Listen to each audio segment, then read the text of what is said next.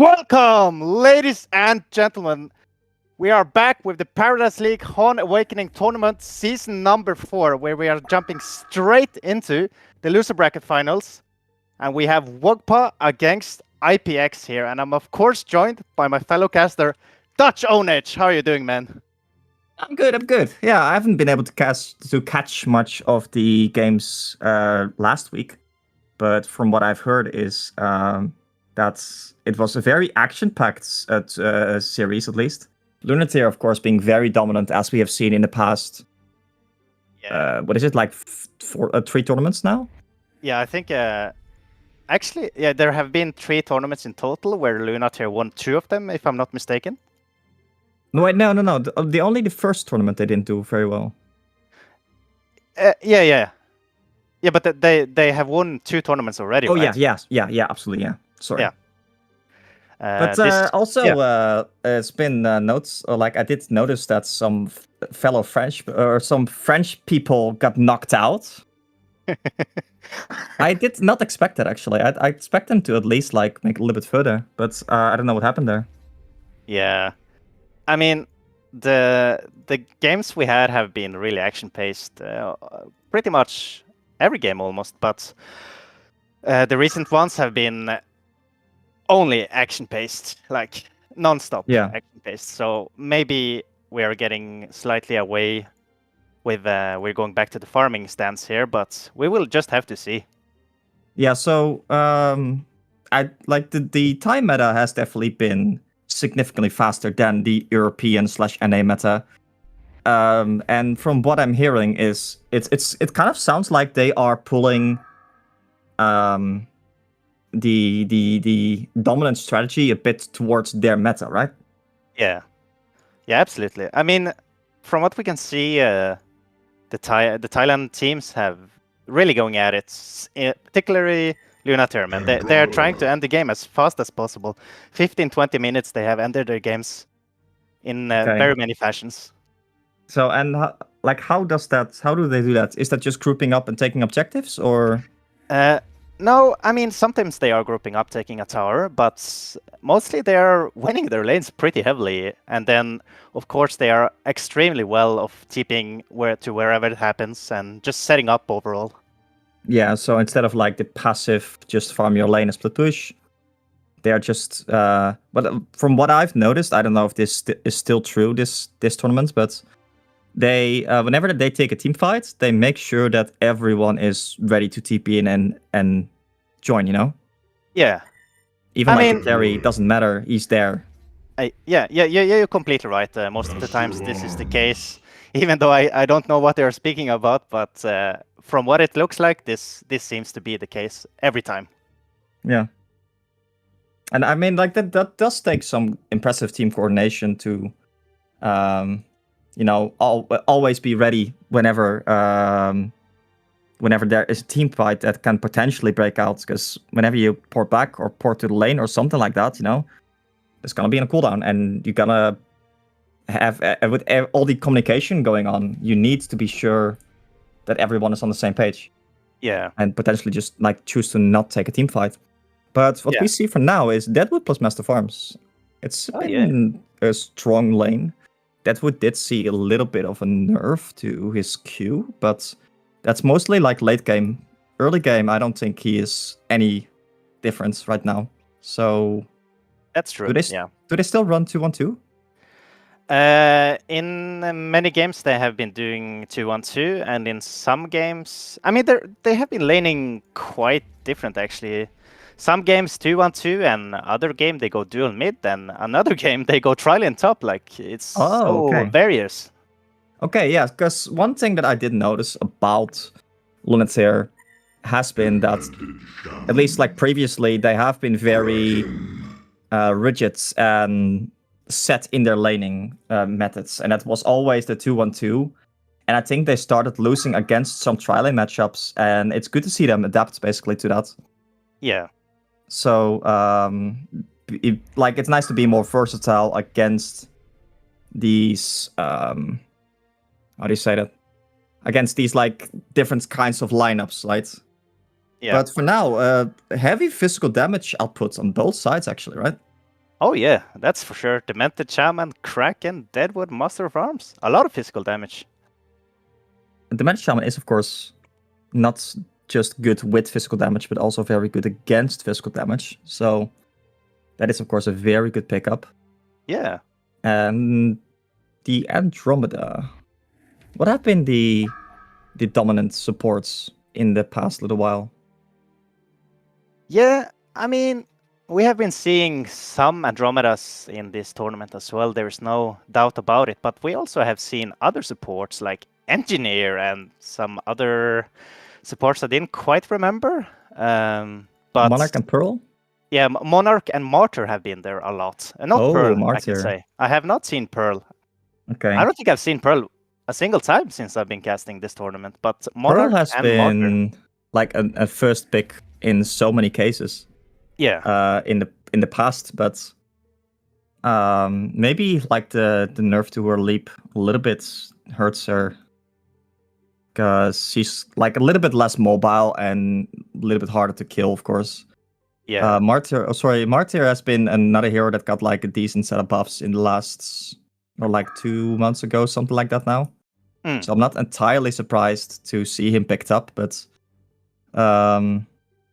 while Martyr, while like something like Pearl and Monarch can at least like support the carry a little bit, Yeah. Martyr doesn't really heal his carry or like heal his lane partner. So if you pick something like a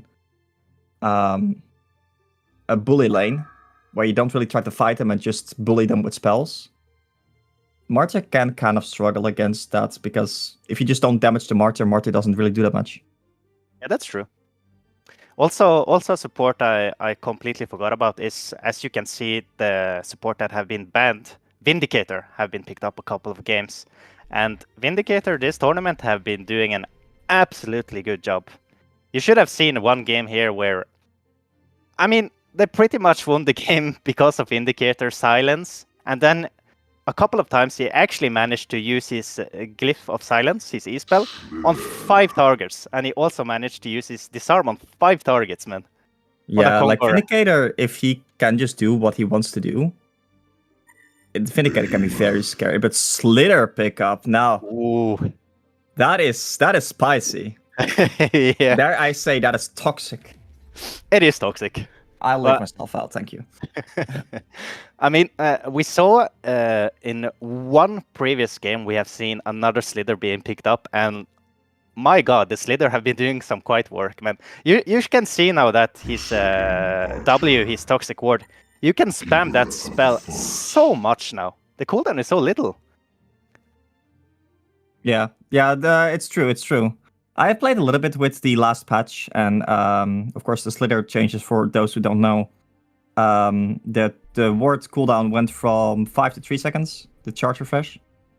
The what did they change with the Q? They changed something. Oh, you cannot get denied anymore. That's it. Yeah, and that also applies for his Q, his E, and his ultimate. You can no longer deny Slither. Yeah, and of course the Slither projectile from his ultimate, like the actually like traveling circle, also got a lot faster. So yeah, that's true. You can no longer just outrun Slither ultimate in some cases. And wow, Dr. Repulsor. Dr. Repulsor is interesting. We have not. Yeah, I think we had one game with Dr. Repulsor, but not a hero that we have seen a lot of in this tournament, that's for sure. And second interesting pick, I think, is Forsaken Archer. Forsaken Archer did get like a notable change, of course, with the Nullfire no longer working on her W. Yeah. So, do you still think you pick up a Nullfire on Forsaken Archer? Because this game, it's not bad, right? That's for sure. I have been thinking a lot about the Forsaken here with that nerf on his Splitfire, where your except from your real auto attack, the other auto attacks coming out, like the Splitfire, is not activation, no Nullfire or Toxic Claw. So, but on top of that, you gained a little bit more extra damage just in normal off your W, right? Yeah. So like, is the damage that have been replaced enough? Like, is it? I mean, Nullfire is really good on Forsaken, though, right? It gives you stats, agility. It used to be really good for sure. It used to be like the best item. Now it's just like another item. And I think like the way that personally from like a hero perspective, it puts Forsaken Archer in a healthier spot where her power curve, like how powerful a hero is throughout the game, has gotten normalized a little bit. Yeah. So instead of like Forsaken Archer being a shooting creep, and then once she got Nullfire, she is like 10 times as dangerous because she just mana drains everything and everyone. And then like she kind of flattens out at the end again. Yeah. I think now it's more like a steady increase because Forsaken Archer still hurts a lot in the late game if you can get the items. Definitely. I think. Do you think like they have been playing aggressive, the Thai teams, right? Yeah, 100%. Do you think do you think Forsaken Archer performs well in those kinds of situations? No. From what we have seen in the previous games, Forsaken have had zero chance. Just the hero have just been killed and killed over and over again. I mean, perhaps what you're saying, Nullfire can still be quite good, but maybe if you're gonna pick up the Nullfire now, it very much depends on what hero you're playing against. For example, if you're playing against an Armadan that really requires mana to do anything, or any spamming hero that needs his mana, then perhaps Nullfire still can be worth it. But apart from that, maybe just going straight for Geometer's Bane is the way to go now. I'm not sure. Yeah, because that's actually another good point from you. Geometer Bane got a lot stronger. Yeah. On Forsaken Archer, because now the illusions actually, split fire. Yeah. So. So Geometer's Bane illusion now also have split fire, right? Yeah, on everything. Exactly.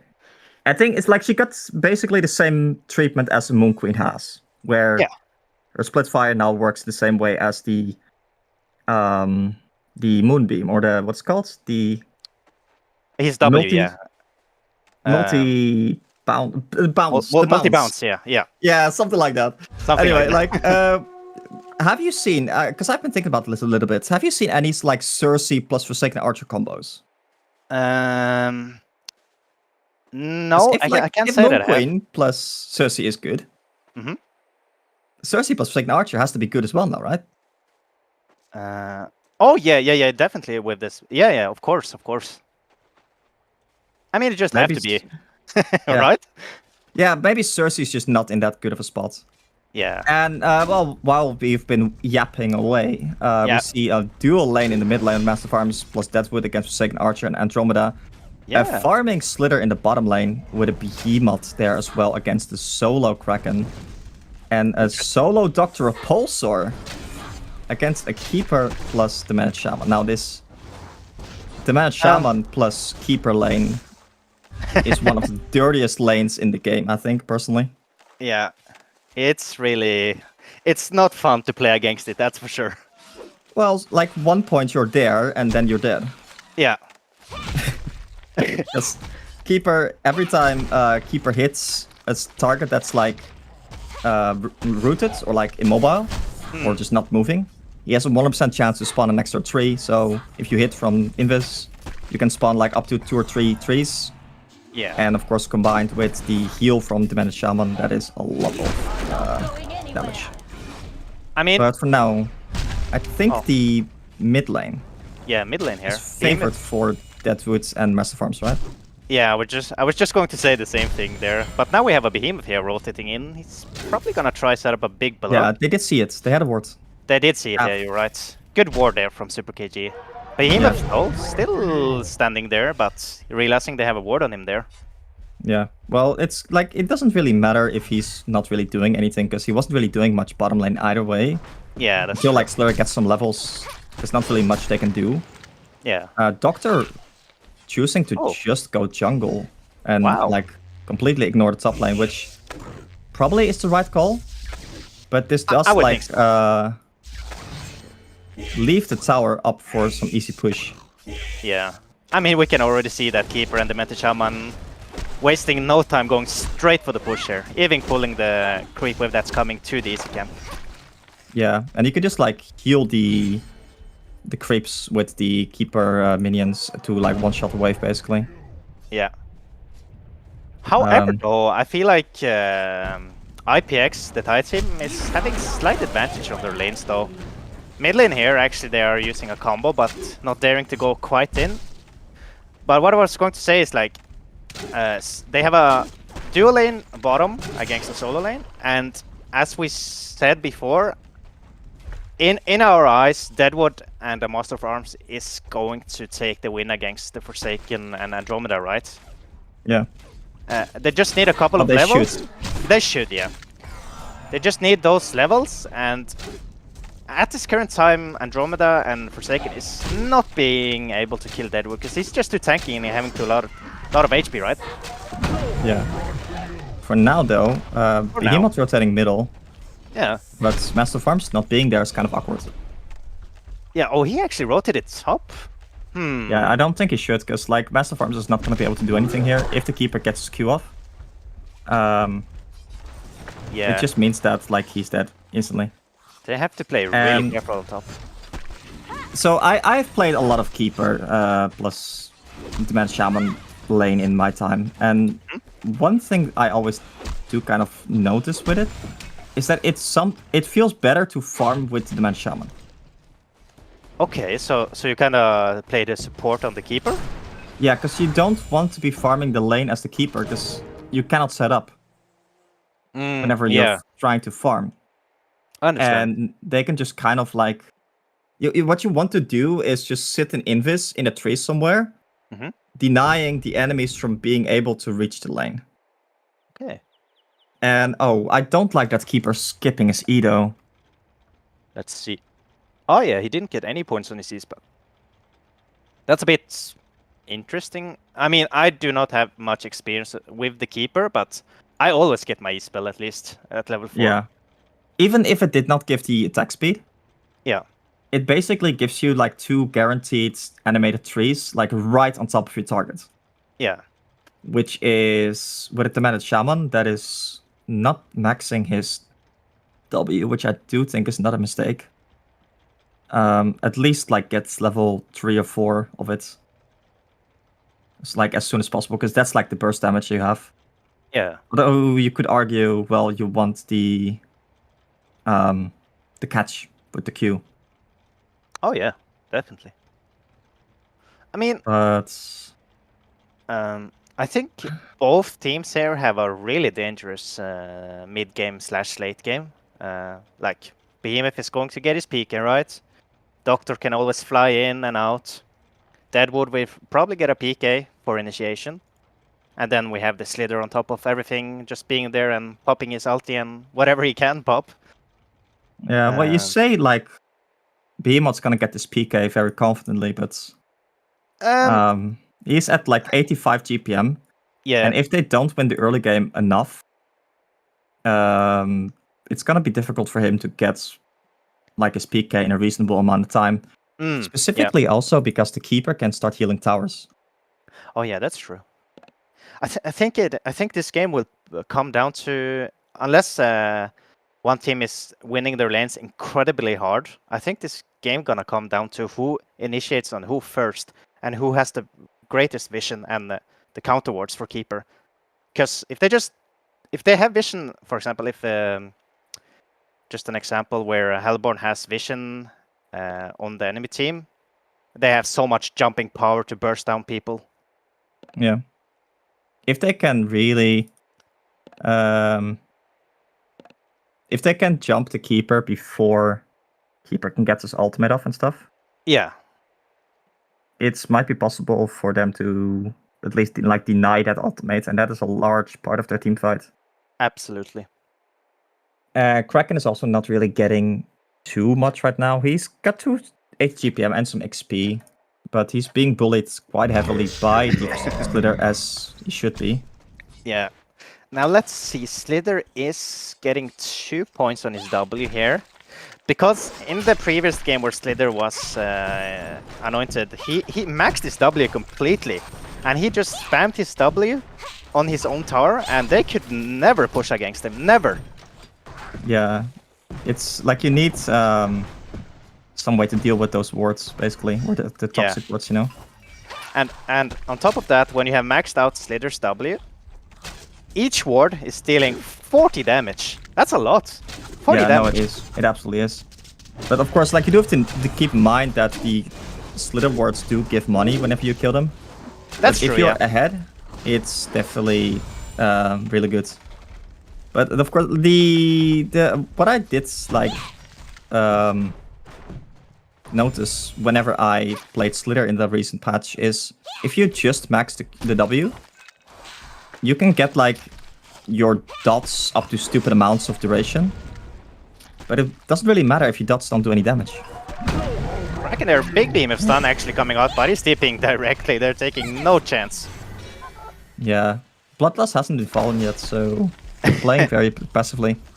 Yeah. Like I think the top lane has definitely been not aggressive enough. Because Doctor is level 5 right now. He's level 5, yeah.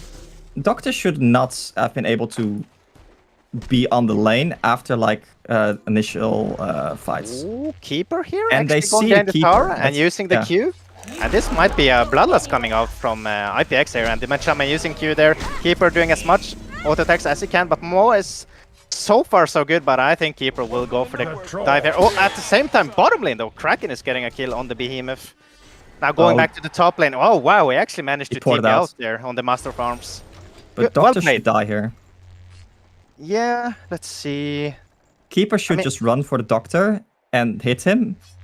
But he doesn't have his E. Oh yeah, that's true. Like the E is such a huge part of his damage with the healing wave. Because it's difficult to really get like those trees on top. Now, so I guess Behemoth was kinda out of position there, and Kraken just met him in a tree or something and charged him straight in the tree and used his ulti to finish him off really quick. Yeah, I mean Behemoth doesn't have that much HP in the early game, so it makes sense. They are getting some good stacks up for what I'm guessing the Doctor is going to be taking that. Oh yeah. And we see the Deadwood rotating over to the top lane, which they do have vision on. So they should know. Let's see if they're going back here. Yeah, they are running now using the Invis as well. Do they have a Dust or a Revert? No, they do not. So that's no gank. No, they just kind of... oh, he has a smoke inhibitor right now. Oh yeah. Actually, look at the Kraken here though, actually taking triple stacks with Andromeda here. Yeah. You won't get me treasure. Oh, wait, what? Oh, they denied the top tower. That's actually good gold reduction for them. The Deadwood is running to the bottom lane, and we see Slither just, as you said, like previously, actually skipping his ultimate even. Oh wow, interesting. Now he gets level. He's maxing his W. He's going all the way here.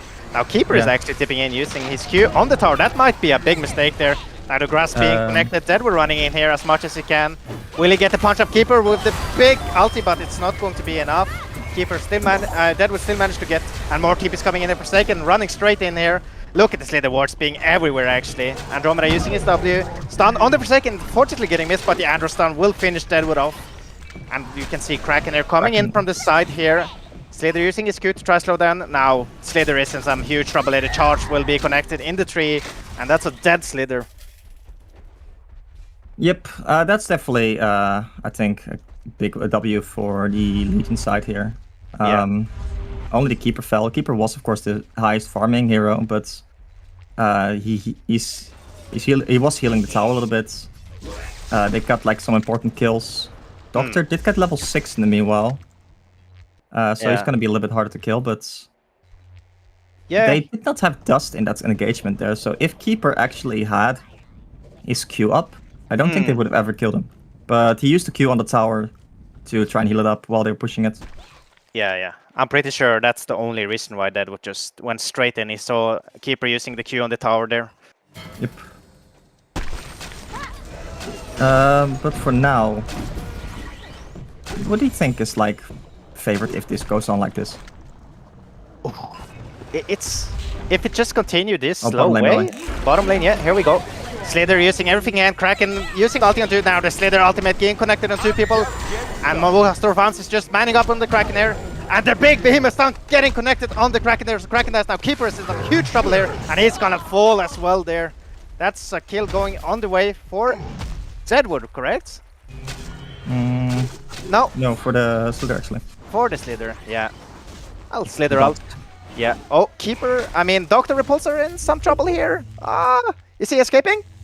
Oh, no, he still dies in the end by the Demented Shaman's Q.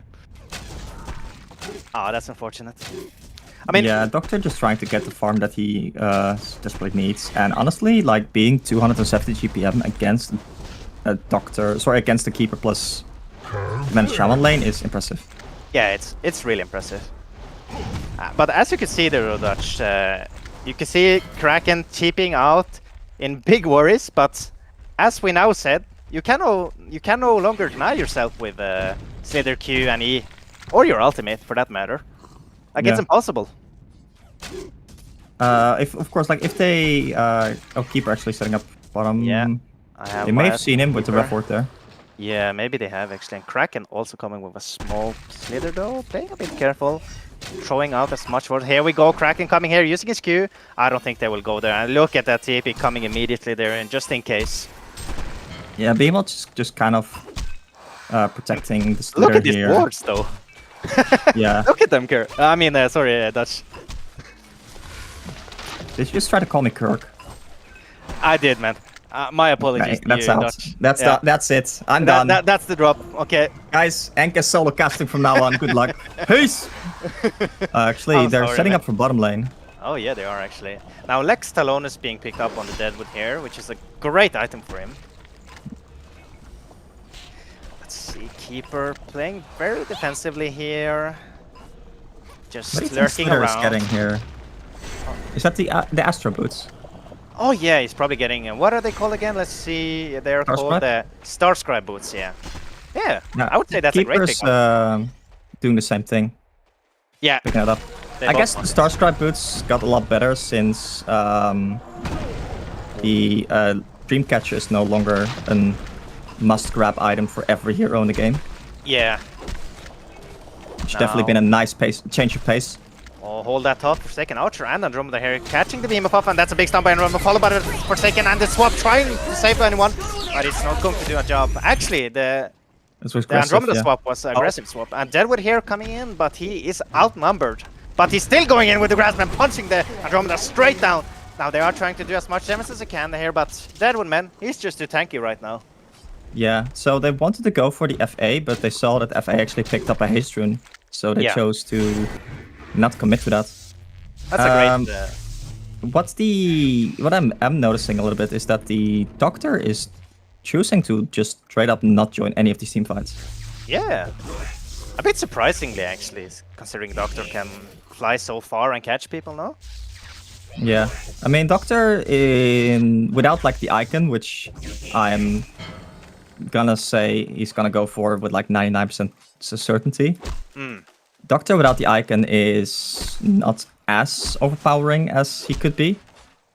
And they do of course have some good instant catch for the Doctor with the Keeper route and stuff. Mid lane here, Kraken using ulti on the Deadwood just to save himself some time there. And here comes the Monster Machine, but the Andromeda stun will kill off the Deadwood there. Oh man, that's not that great for them. Nope. I don't know why though Deadwood tried to go in like that without even having his ultimate up. I thought he was... he probably thought that like Kraken was just a lot less strong right now, but Kraken has levels, right? And that's the only thing that Kraken really needs. Yeah. Steam boots and levels, and the splash early on does just so much damage against like low armor targets, which Deadwood's kind of is right now still. Yeah. We can see Kraken here gonna pick up a PK. He already bought it, sending it on the carrier, and there we go. So we might be seeing some hunting on the Dr. Repulsor here. Yeah, Doctor is not that squishy either at the moment. No. But of course, like the glowstone up picked up and almost has his beast heart. So yeah. Actually, look here on the Kraken, already smoking up, trying to catch the Doctor. Doctor taking no risk and just flies out. Yeah. I wonder if they Kraken? still saw him there, going for that camp. I mean, yeah, they did, right? They have the Andromeda aura on him for. Yeah, I think yeah. that lasts for like 5 seconds. Division. Yeah, I'm not quite sure of the duration, but it's definitely a couple of seconds. Okay, so Right. the Slither Kraken went all the way from the top lane to the bottom lane, Yeah. trying to set up on a Slither, who is just Actually, kind of bottom defending lane this tower. here. Yeah, look at all those wards. Now here comes the Deadwood from the side. They're trying to hit a grasp, and he actually connects it. Now Slither Q being used here, and the Deadwood ultimate punch being used. Boss of rounds, throw dances W through extra minus armor, and the Beast done there to finish him off completely. That's a 5-man gank actually, coming for the Keeper of the Forest. And Yeah, as you said, and- Dutch, yeah, the Thai teams are always ready as 5. Yep. They have notably like kind of sacrificed top lane completely on Yeah. the Legion side, while the Dr. Pulsar has just been chilling in the jungle, which I kind of see as a small mistake to some degree, because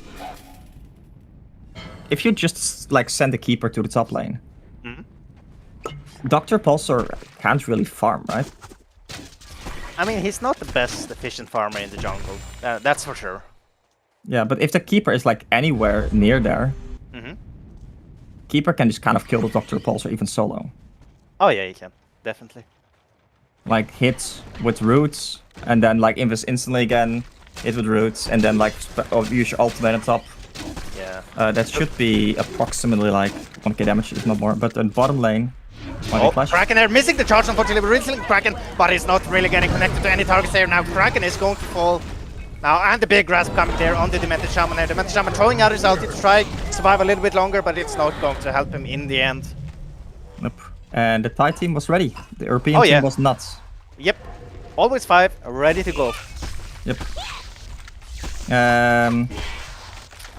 So I feel like there's just a lot more coordination coming out from the Yeah. from the Helmer team here, where the European team is playing a lot more opportunistic. Oh yeah. I think we might see a fight here. Actually, great reward coming out from the Slither there. Keeper running straight in here, but they have noticed him, and that's a double stun from the beam. The grasp will be connected as well from the Deadwood. A big oh no! What happened here? Forsaken using his ultimate there. Doctor going in as well. Keeper piping down his ultimate. Behemoth there. Using his ultimate and the boots. Starscar boots keeping Behemoth alive for the time being. Now, meanwhile, the Forsaken dies in the background there. Now Keeper is in some trouble, but the Behemoth stun might save the Doctor Pulsar actually. Kinda looks like it. Kraken though, is he able to follow? No, he does not catch. Yeah, he's trying to chase him though, but in the end, Doctor is just too far away and TP's out. That was a. Was that a buyback? No. Oh, the Kraken just in like naturally spawned. Yeah, sorry. Yeah. That was a massive fight actually. Yeah, so there has been also a lack of coordination with the second archer and the Andromeda here. Yeah. A couple of times where like Forsaken Archer has been unable to hit her spells because of swaps or because of the lack of swaps. And as the Andro, you kind of have to make the call and make sure you set up. Because like you have to secure stun, right? Yeah. So just make sure that like you use your spells. Now middle and in then here, everything else can Deadwood follow. fortunately going in here, Beam is stunning the Forsaken in the background. Now look at all the damage being popped there on the Demented Shaman. Now they're trying to take him down. He's still a bit tanky though, but it doesn't matter in the end. Really interesting. What's going on here? Yeah, like What's Forsaken going Archer on? there had his ultimate and his Q ready, right? Oh yeah. But there was just no spells coming out from the Legion side here. Now, actually Forsaken just throw down his ultimate there to get rid of the creep wave, which actually stopped the push for the time being. So not a bad move, I would say. No. But Slither, even without this E, he's doing some heavy lifting this game. Yeah, he is. Oh, Slither, is he in trouble? Slither? No, I don't think Kraken can take him down actually. He has the Star Scrap both String of the Teacher, Power Supply. I think it's just too tanky for him. Fair. Actually, Kraken TPing top here to trying to catch the Deadwood. He's charging and connects in the tree, releasing the Kraken being popped, Master of Arms being used. Deadwood turning with the ultimate there. Who's gonna win the man fight there? And that's actually the Deadwood winning the fight there against the Kraken with the help of Master of Arms ultimates. Yeah, so whenever you ultimate someone as Deadwoods, you get like 40% of their strength. Yeah. For 7 seconds without stuff. So Deadwood actually had plus 26 strength there. Like while he was low, so he was actually not as squishy as you might think. Yeah. Yeah, it was. I don't know though. Could Kraken even finish off the Deadwood there without Master of Arms ulti being used? I don't. Oh think yeah, he definitely could. He could. Yeah. One more splash and he was dead. Because like Deadwood without the ultimate buff only has 1.1k HP. Yeah. So good reaction from Master of Arms. Yeah, really fast. Really fast. Now, as we can see, Behemoth actually starting to get... I mean, he's not that close, but he's getting there. Yeah, like, it's going better for them than you would expect, given that like there's no tower that has fallen yet on the Legion side. The Keeper has done a very diligent job with like protecting these towers. Yeah, definitely. Basically playing a different game than everyone else here, playing tower defense. Oh yeah, actually, I didn't catch that, but Keeper also has a peek now. Okay, yeah, that's good. That's definitely the catch that they need. Yeah. Because they need some like confident initiation. Yeah. The Andromeda doesn't really seem to be willing or capable of making the calls to like initiate the team fight. Top lane though, Keeper is setting up here. Is he going to commit? No, he's just healing the tower. He's just healing the tower, yeah. Being annoying. Yep. That's what he is. It's like surprising to me that the Deadwoods didn't like try top to lane jump here, there. we have a TP coming in, and that's a crack. Keeper going in with the ultimate here, and release of the Kraken being popped. Now look, the team fight here, actually, Deadwood coming in with yes, 2 extreme ulti. Now Forsaken as well, using his ultimate here. They managed to take down the Behemoth. Now look at the man fight here, Master of Arms being in dangerous trouble, and Keeper here. Oh, big swap from the Andromeda, actually saving Kraken there for the time being. Actually, a big fight going in the way of Wogpa here, I must say. Yep. Much needed fight for them. Yeah, so the Slither wasn't there because Slither didn't. He had a TP up, but he didn't have anywhere to TP to. Yeah. Big notable things that happened that team fight was the Deadwoods hitting the grasp, so the Kraken couldn't charge. Yeah. That almost, or at least that saved the Doctor, but that almost like turned the team fight. But it just wasn't really enough damage coming out from the Hellborn side here to properly finish it. And then Deadwood didn't actually get his ultimate off until like right at the end. So they didn't really get much that they wanted. But Slither for Repulsor here being in miss.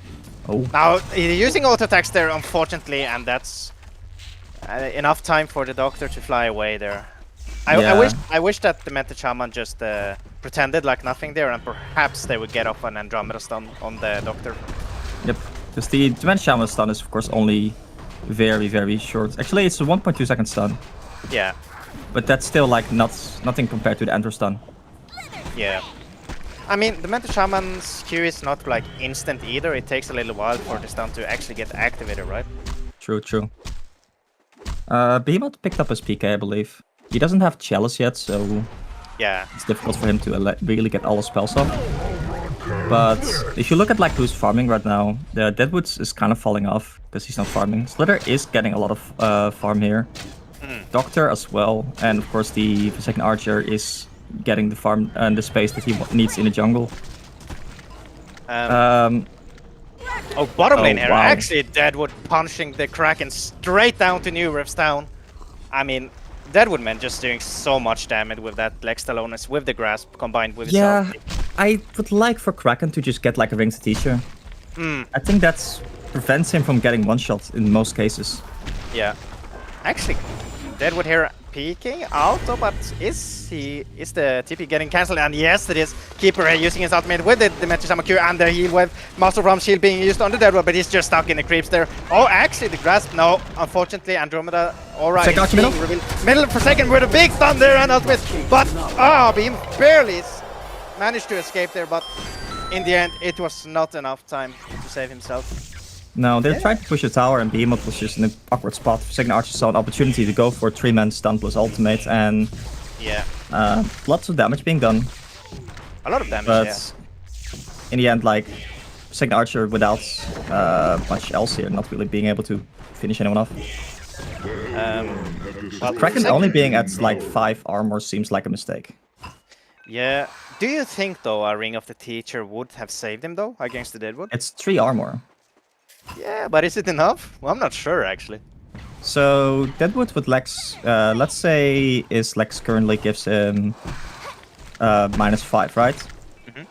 So, with the Q, that's -9. Or, well, let's just round it down, it's fine. Like, -9 armor. Kraken currently being at 6 armor means that he's going to take approximately plus 24 damage. Or 20% or 24% damage. With Ring of the Teacher going up to 9, you basically take 24% less damage. So, likely, I think you would survive there, yeah. Yeah, you're probably right there. It happens a lot that I'm right. Don't brag too much there, but yeah. Yeah, they're doing Conquer. Yeah, there's Conquer here. Oh, and it falls really fast. Actually, here we got a Shrunken Head being popped. Sorry, not popped, but being bought on the Doctor Repulsor, and that's gonna help him tremendously in the fights. Yeah, he's still gonna get locked down by the Keeper, but he is capable of playing a lot more confident, right? Oh yeah. The only thing you need to worry about is the Keeper, and actually 4-man smoke here. Yeah, 4-man smoked by the PX there. Slither is trying to like bait it out now. Kraken going in on the Slither and releases the Kraken used with the Andromeda Star. But in the background though, the Keeper getting bursted immediately now. Look at the Doctor buyback. using his that's a buyback from the Slither. Slither, Doctor up and Shockwave coming in the way of Behemoth there. The Doctor going in for second using his ultimate to take down the Behemoth. Now in the meantime though, Doctor Pulse doing as much damage as he can to the Dimension Shaman. The Dimension Shaman will put Slither using a huge ultimate there, and that's gonna take a lot of damage now. Forsaken have the Shrunken on him at the current time, so he's not going to take any damage. Oh, Deadwood here, he's not finished quite yet, it looks like. He's trying to find someone, but no, Andromeda is falling back. I would say that's a big win for IPX. I don't know. Or Buyback is Slither, 2 deaths on either side, I believe. Yeah, actually you're right. Maybe so I think it's a win because Doctor is getting charges on his icon. Yeah. And that's kind of what they just really want right now. Yeah. Slither falling. Look, Slither actually has a lot of armor as well. He does. And that's large part just Ring of the Teacher plus the tablets. Yeah. But the Forsaken Archer, you can clearly see that like he's just not as scary without the no Fireblade. He's just not doing the amount of damage that he would usually do. Also, he did get another Soul String ring. Oh yeah, he did. So I'm guessing that it's going to be Nullfire, maybe still picked up. It could be a Nullfire, perhaps, yeah, or he might just bought it for some extra stats in the beginning of the game just to sustain himself. Yeah, like it's still not bad. Like you can purge the Deadwood's E, for example. You can purge the dots from Slither from yourself. Yeah. Even though you can deny, you can still purge, of course. Keeper looking for an opportunity to maybe jump here. Forsaken Archer instead just going for the top rune. Taking that double damage rune there, that's definitely good for them. But if Forsaken Archer is ever out of position, which he really hasn't been yet, but if he ever goes out of position, they can burst him down so easily. And Keeper is playing so confident. What the hell? Yeah, no fair. Team smoked here from the Team Wokpa here. They are trying to look for a fight. Let's see if they're actually committing for the dive here. Kraken going in and charges on the Behemoth. That's a great pick. Bottom ramp shield being used, tablet being used. Behemoth is currently safe. Forsaken Archer though using his upbeat there on the Kraken and takes a lot of damage now. Doctor is going in with the Keeper ultimate being used there. Will it be enough to take down the Doctor? Yes, it will. Now, Arcane Bomb being used to take down the Geometric Pain from the Forsaken Archer. Now, Behemoth with the Shoot, Shockwave, and the tree being connected onto the Forsaken Archer. Forsaken will fall in the end. Now, Slither here. Andrew Swamp being used on the Slither, sorry, and the big tablet actually coming in, but I don't think it's going to be enough to save him now. The Q on the Keeper and the auto attack will take him down in the end there. Now, look at Behemoth here. Is he going to try to take down the Andromeda? Let's find out here. He has the Unbreakable on him, but it might disappear soon, and here goes the big Behemoth. Waiting in out, being so sneaky there, waiting out, watching the Demented Shaman's Unbreakable going off and takes the kill. That's a really well played from Behemoth, I would say. Yeah, it's definitely what they want here for now. Is that a buy back on... no, right? No buybacks this fight, I believe. No, Keeper. Sorry, not on the Keeper, sorry, on the Behemoth. Because the Behemoth got initiated, but it actually didn't die, interestingly enough.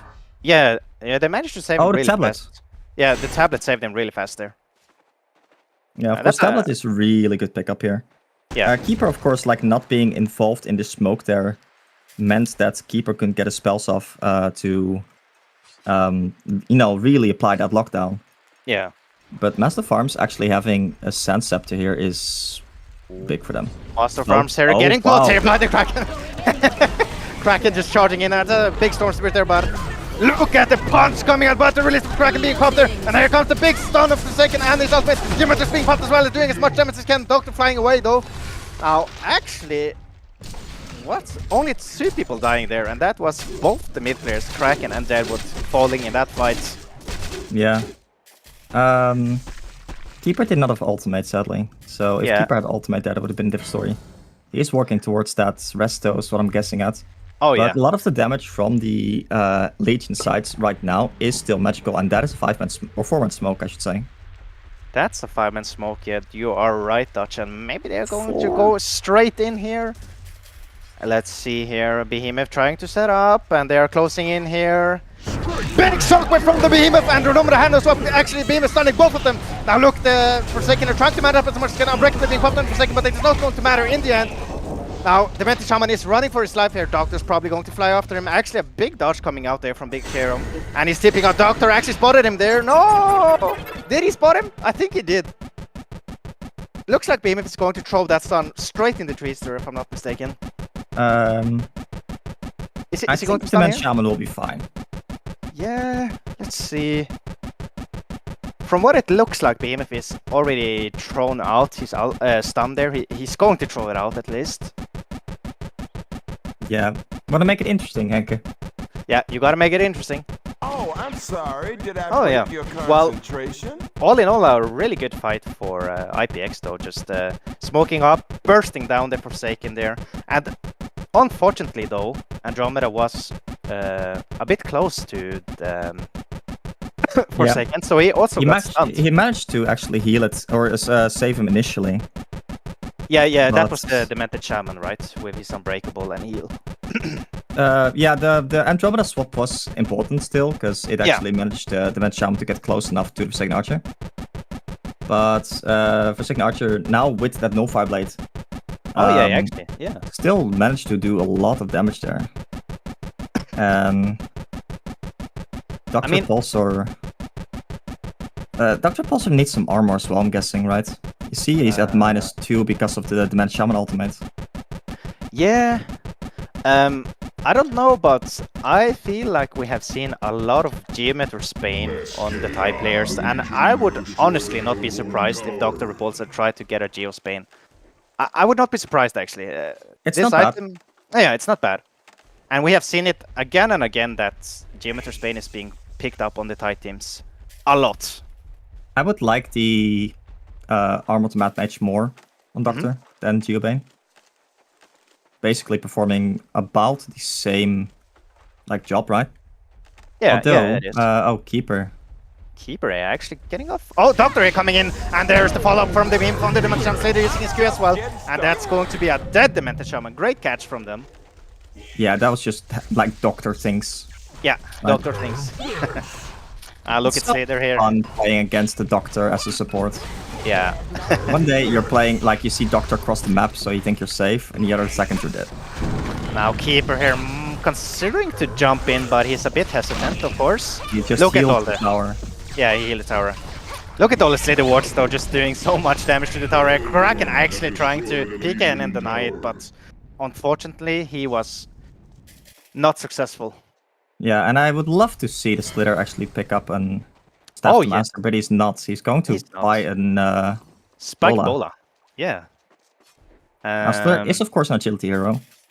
Yeah. So he does benefit from the attack damage and stuff, but I mean, isn't Staff just like kind of core on Slither? I would say so, yeah. Like, I mean, the cooldown goes down to 50 seconds as well. Yeah. I mean, let's see it this way. If he managed to get the Spike Bola at the right time on the Forsaken, he can actually reduce a lot of damage coming out from Forsaken for a few seconds. But at the same time, though, Forsaken have Geometer's Bane plus Shrunken Head to reduce the timer on the Spike Bola. Yep. Like, even though he might not be attacking himself, he still has like the illusions doing a lot of damage. Yeah, that's true, yeah. Absolutely. The second archer damage is less like... oh, that's a 4-man teams. 1, 2, 3, 4, 5. 4 team-man smoke. Everyone's here right now. Yeah, everyone's here. Everyone's being smoked together right now. Slither here. Big Storm Spirit from the Kraken here, and that's gonna be a charge back to his team, and that's probably a big shit from the behemoth. Almost bursting down the Forsaken, but the huge Andrew swap now. Look, the Forsaken turning around here with the Kraken ulti and Forsaken ulti doing so much damage. Now Master of Arms here is also going to fall in the end, and that's a huge swap from the Andromeda, saving the Forsaken in the nick of time there and turning it around with the Kraken ulti and Forsaken ultimate plus a stun, doing so much damage together. So they really balled up there for the Kraken ultimate, and the Kraken ultimate together with the Keeper ultimate actually keeping them in there just wrecked everyone. But you saw them like try to initiate on the Slither, and Slither got his ultimate up, and that did so much damage to the team there. Yeah. But, like, I have to commend Kraken for his patience with his ultimate there, because he went in on a Slither. Yeah. But he didn't actually use his ultimate, even though he had it. Dr. Pulsar being sneaky. He has a haste, yeah, but if he gets caught by that Storm Spirit, though, it's over for him. Actually getting vision here, he's flying away as much as he can. Good reaction time. But yeah, like the Doctor is becoming not as scary in these team fights. Yeah. Because he's the only physical damage presence that they, or like the late game presence that they have. Doctor actually going in and popping his Shrunken. Now at the same time though, Deadwood is going for the Demented Shaman, but he's actually unable to kill him there. He's healing so much here. Now they are chasing on the Demented Shaman. Demented Shaman is probably going to fall here any second. The heal being popped as well. Doctor not giving up on that kill, and there goes the Demented though. Yeah, also Demented Shaman picking up a Sinners. Yeah, that's really helping his team out and himself, right? Yeah, it's so much armor. You saw how tanky he was there. He was really tanky. Now IPX is actually trying to steal the Kongor here from the Legion team, Wokbal, and most likely they are going to be successful, right? Yeah, I don't like they already kind of showed that they were not interested in actually taking any kind of team fight. Yeah. So it's unlikely that they are ever going to contest it. Plus, they don't really have like a nice way to steal Kongor. Something like, you know, an I don't know what's a good burst ability. Something like Doctor flying in. Yeah. At the same time, though, Wolfbite is stealing their Kongor, so both Kongor being down. Now top lane here, we're probably going to see some kind of fight happen. Everyone is steeping from Wolfbite here. Deadwood actually jumping in with Speaky there in pure case, and here comes the Storm Spirit, and that's probably going to be a very dead Deadwood in the end here.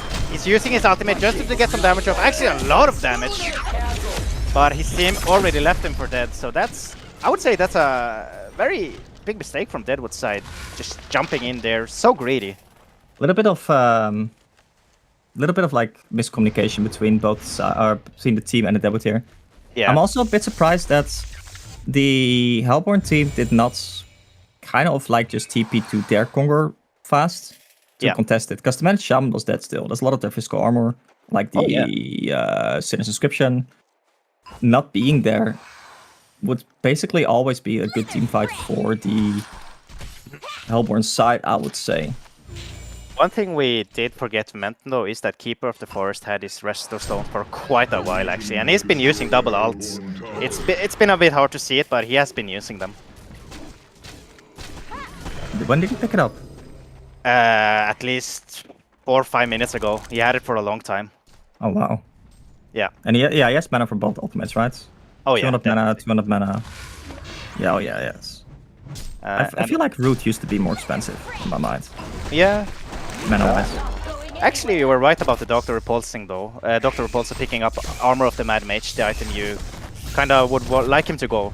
Yeah, I think that's good for sure, because it gives him the armor that he needs. It gives him like another way to purge besides just the Geobane.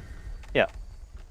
And now all he needs is, well, damage, basically, right? So Hellflower could be good. They don't really have purchase, but this might be an... Yeah, Forsaken with double damage here, trying to hit the tower. He's a bit worried though, because he knows they have a lot of burst damage. Yeah, but the Andro is like in a good position to basically save him. Like Andro plus Forsaken Archer has always just been such an amazing combo, right? Yeah. Did they see that? I think they saw that. They've warded the cliff. I think Behemoth being very aggressive. Oh, now Forsaken here, popping and choking immediately actually, and using his Stun Blast on the Keeper ultimate being popped as well. And this is going to be a great fight for Warfire.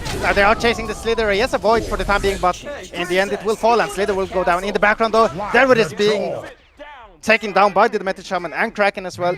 The only survivor being Behemoth here. And that's a GG, well played. The CC have been cast, and the winner of the first game is going straight to Team Walkby here. Yeah. Well played, actually. Well played by Woopa. They looked a little bit shaky at the start, but I think once the Keeper got his PK, things started turning around, where Keeper could suddenly like start making more confident initiations together with that Kraken. And you gotta commend the willpower to not go for Alkbones on both of them. Yeah, that's true. Because that's something that like we used to see a lot, of course, both on the Keeper and on the Kraken, just picking up Alkbones fast. Yeah. And I think the fact that it didn't do that, it's allowed for them to play aggressive instead of just defensive. What do you think, though, IPX could have done different this game? You think they should have been more active and been trying to set up plays on the Forsaken earlier in the game? Fast staff on Slither. That's it. Yeah, I actually agree. Because like even if Forsaken Archer gets a shrunk enough, like you just if you fight anywhere with like a shit ton of wards, you just right click all the wards on the Forsaken Archer, and even if the Forsaken Archer has shrunken up, if you get the ultimate on him initially, you cannot get rid of that shrunken. Yeah, and at level 3, it does like 120 magic damage per second instead of like 75, and it becomes lethal. Yeah. So, I mean, it's like Staff Slither is just a different hero. Yeah, that's true. I mean, we all have seen the power of the staff on the Slither, and it does a lot of damage over time. Yeah. And of course, you also just become tanky, right? Yeah, that too. I do not hate the Spiked Bola, though, but I'm not sure if it was the correct item to go. Did he ever get to use it on the Forsaken, though? No, it just got bursted down instantly. Yeah, and that's like the danger. So you might as well just go full damage and get the most damage you can instead of just basically you need a safe for the Slither. Yeah. So Slither can like get his ultimate off and then get swapped out or something, or gets a Monarch W, so you can at least make sure that Slither doesn't die for like 2 seconds, 3 seconds, and then he gets his spells off, and then everyone just dies. So even if you like initially lose the team fight, everyone else is going to fall. Yeah. But anyway, we got game number 2 coming up, of course. Do you want to take a short break for that, Dutch? Well, I can imagine like that even you get tired of my yapping, right? Yeah. Yeah. All right. We'll take a short break, and we will be right back with you guys. See you soon.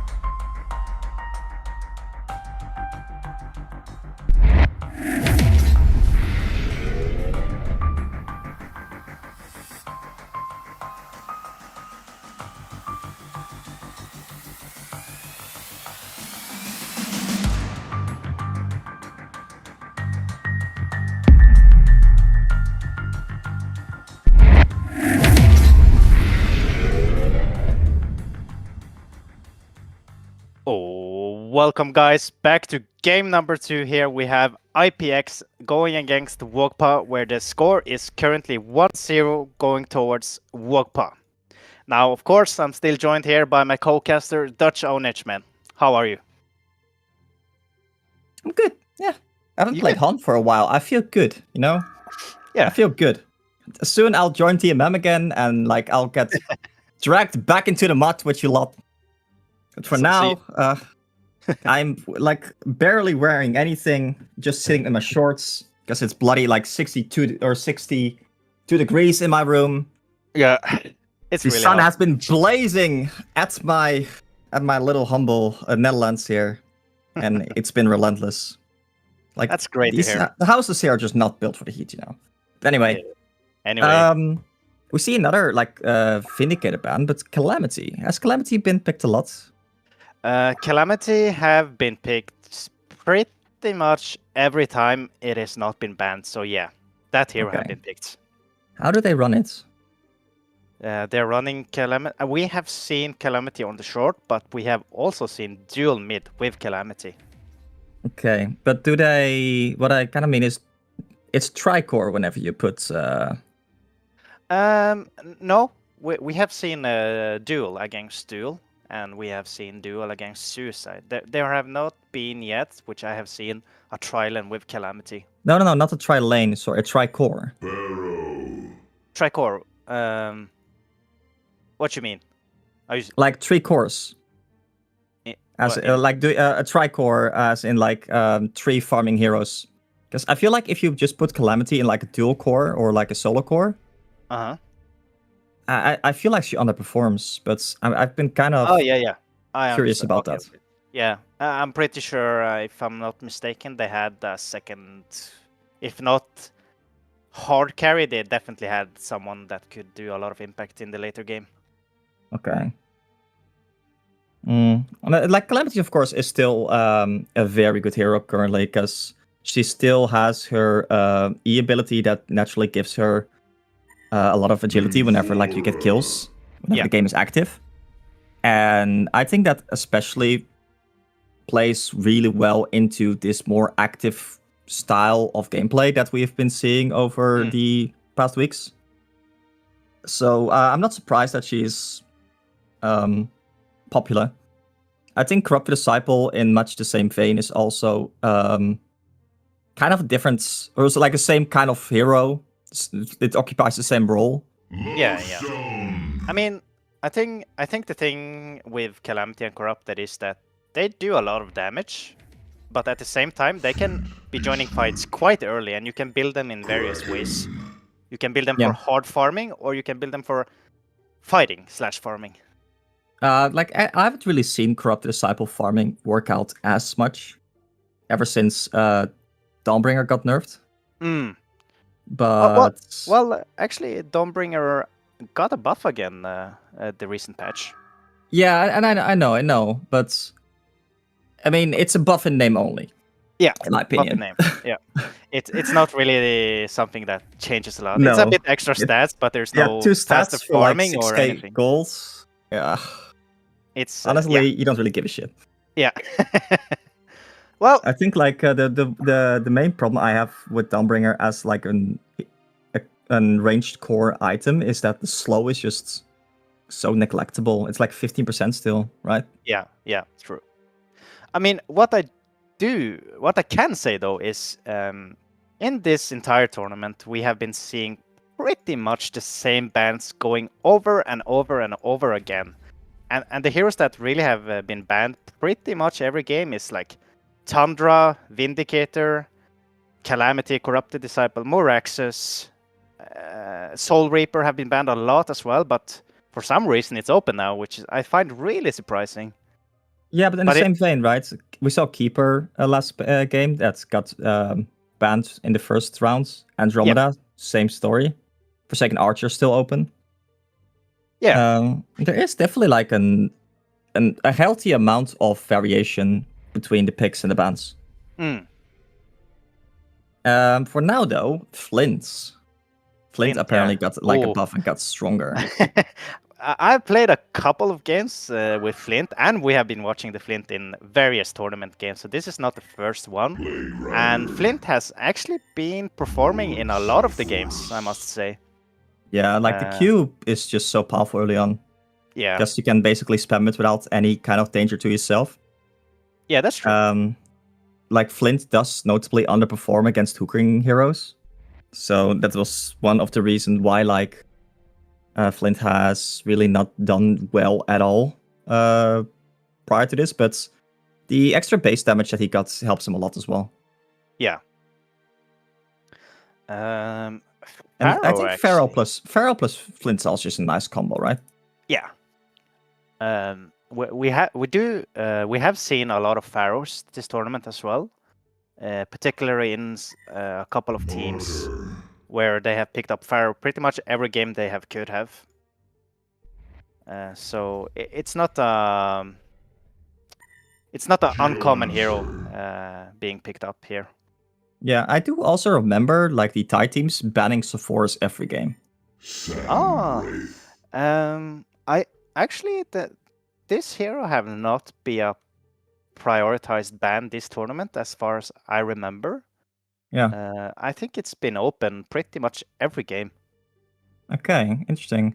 Yeah. Like Martyr is a big counter to the Sephora's outside though. Yeah, actually, yeah.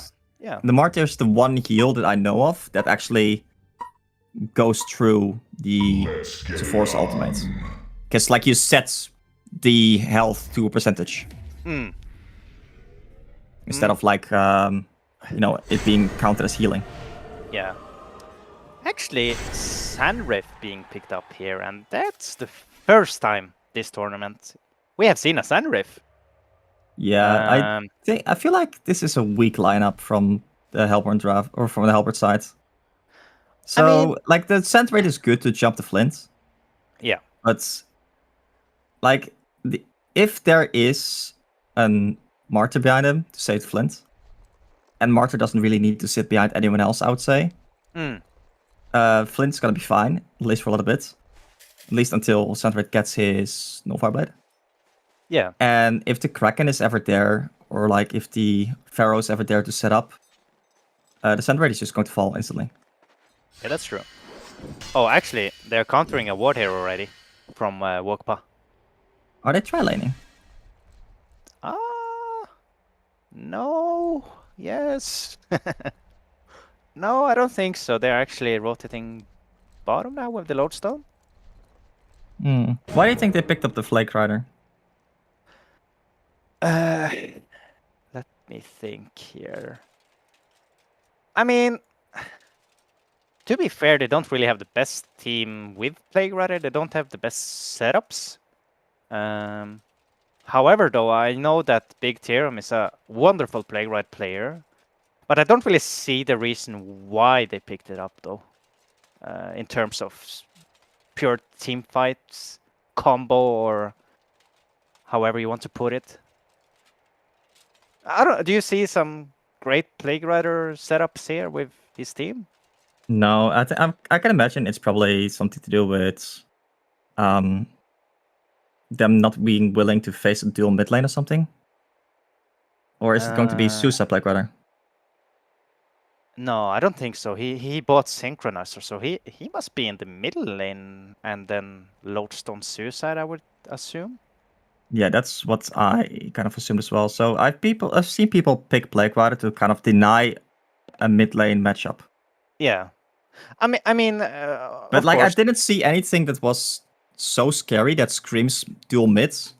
You know, like we used to have Puppet Master plus Prisoner. Yeah. And that was of course like super scary. Always dual mid lane. In those cases, like Plague Rider kind of makes sense. Yeah. But I mean, I see one of two options here. We're gonna have Plague Rider and Lodestone on dual long, or we're gonna see Plague Rider denying creeps for Sulfuris mid and stacking up his jungle. That's what I can see working. Yeah. I mean, like, if you contest the sand rate, though, you basically always going to win that lane, right? Yeah. Most of the times you win this lane. Especially with a Martyr. Martyr just, like, shits on sand rate. Yeah, actually. I mean, even if But- Sandreef uses his W, his illusions, like Martyr can just Q them and they all they die So how I immediately. would like to lane this is Kraken middle, Pharaoh bottom lane solo, tri-lane top with Flint, Geomancer, Martyr. Yeah. But they're not doing that. Currently, like the Martyr is going top lane with this tri-lane here. And I don't know if they just do that to like deny something. What? Did wait? Oh, What? that was awkward. Did I'm not sure if they saw Plague Rider place the ward there, or he was just out of vision. I'm not sure. They were like preoccupied with something else. Yeah. Basically failing to kill the ward. Smarter just kind of walked away and the ward was still up there and I was like, wait, I'm not gonna do it. Okay, but they are gonna run a 2-on-2. So yeah, Martyr starting to run bottom already. If you run like the Pharaoh, like basically you're giving a lot of farm to the Pharaoh in the top lane now. Yeah. And I don't see the point.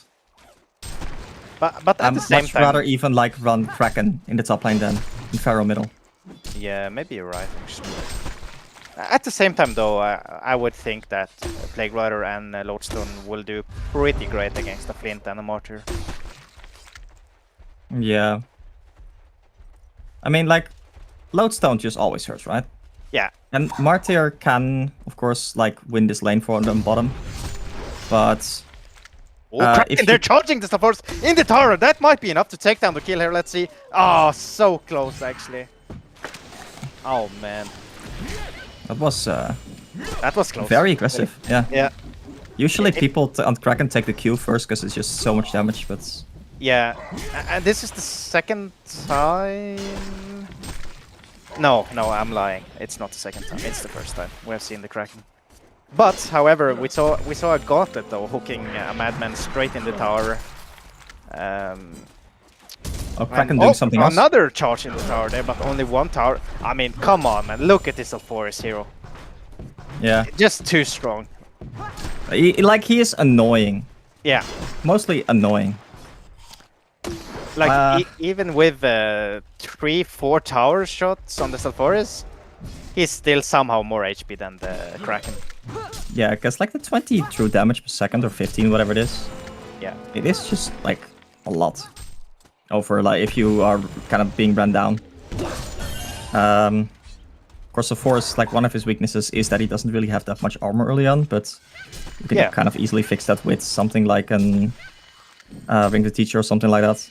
Yeah. Now we see the top lane, Sandrate's being 420 GPM against this dual lane that should definitely be stronger. Yeah, I feel like they are a bit they're a bit passive. They should just go for it. Be aggressive using W on Geomancer there and yeah. So the Pharaoh is actually maxing his soul. Oh, mid lane here actually. Kraken and Alforus doing a big man fight here. But actually, I think Kraken once again perhaps charge him in the tower, doing some damage, and he was forced to run the other way to get out. Hey, if it keeps working, right? Yeah, if it keeps working, then why not?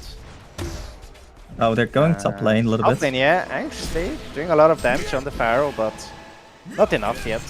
Yeah, but Pharaoh maxing his soul, I think, is definitely the wrong call. Let's see. Yeah. Like, you have to max your Hellfire. Yeah, I agree with you. I tried this myself, maxing E on Pharaoh, and I just noticed that I don't really have enough damage to do anything here. Yeah. You need your Q to be maxed out. You can skip the W, I would say. Yeah. Because it's a Sandrate, right? I mean, somehow I do understand it though, considering he's against the Sandwraith and his Q not really going to do much when he has all these illusions on. Oh, mid lane! Actually, it's Alforus taking down the Kraken here. I unfortunately missed it, but they were just like kind of man fighting, and Alforus, of course, like came out top with man fight. The big burst. Yep. See. They are going to sit like a rune here for the Alforus, which is a highest rune. It's definitely significant here. Yeah. They like the Q. It's not single targets, right? Bottom lane, Alforus already popped his haste there. He definitely wants to go man fight. No. he realized this. Yeah, he realized they have some vision, so he went straight back to middle lane. But the to come back to this, also I see the Sandrate picking up the Nihil Crystal. Charging the Sulfuris in the tower, but with haste, there's not much you can do. He just got level 6. Yeah. If he has an ultimate there. It's a 1 second delay, stun is a 1 second as well, so it's gonna be risky. You need to aim it properly. Yeah. But Sandrate picking up the Nihil, the protective talisman, is huge against Pharaoh. Absolutely. It basically just negates all the damage from the soul.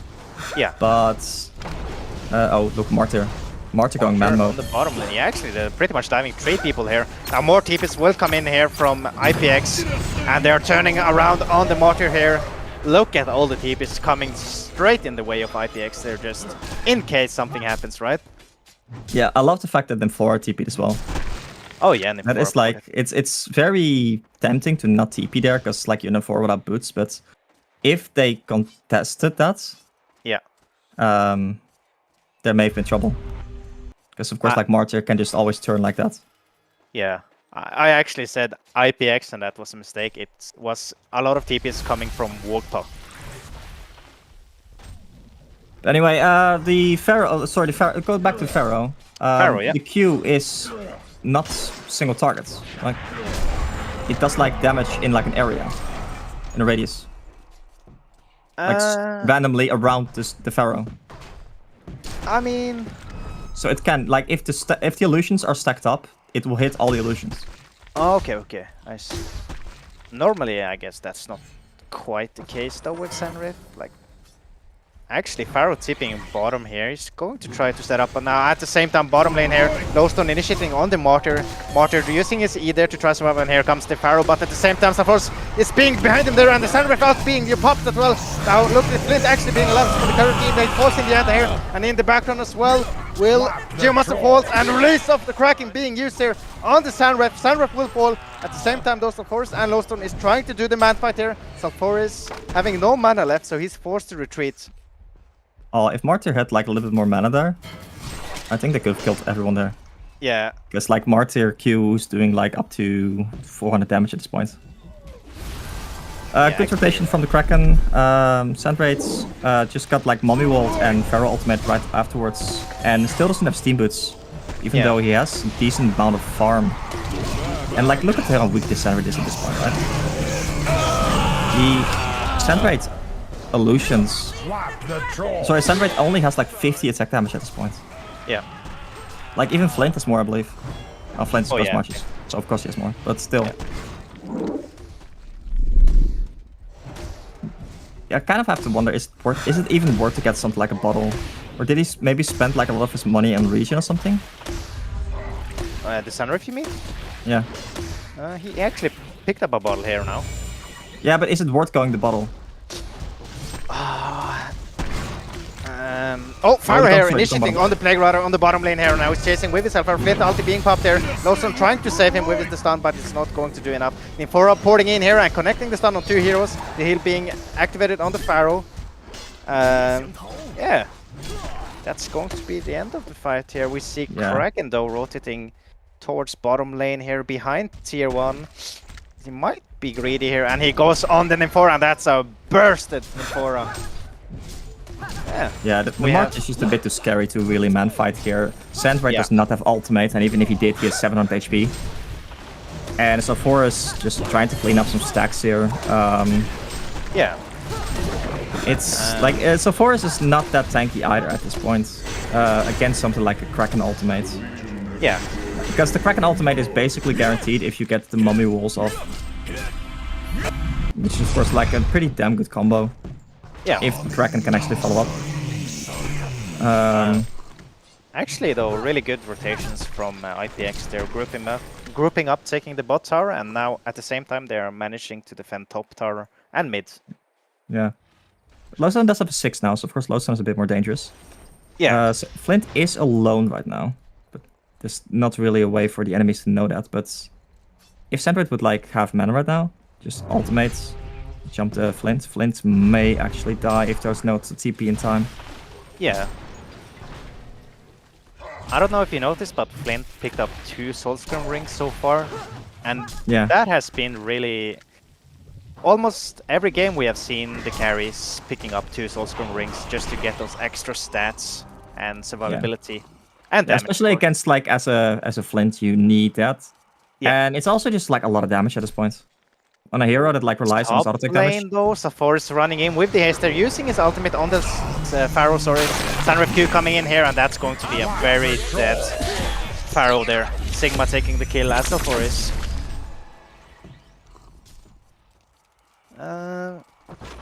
Good use of the haste rune, yeah. Oh yeah. Kraken. What do you think the Saforce is going for, by the way? Let me see. Saforis, he now have a Mystic and Wind Whistle. Amazing item. Amazing item, yeah. Amazing player. That is true. Absolute genius.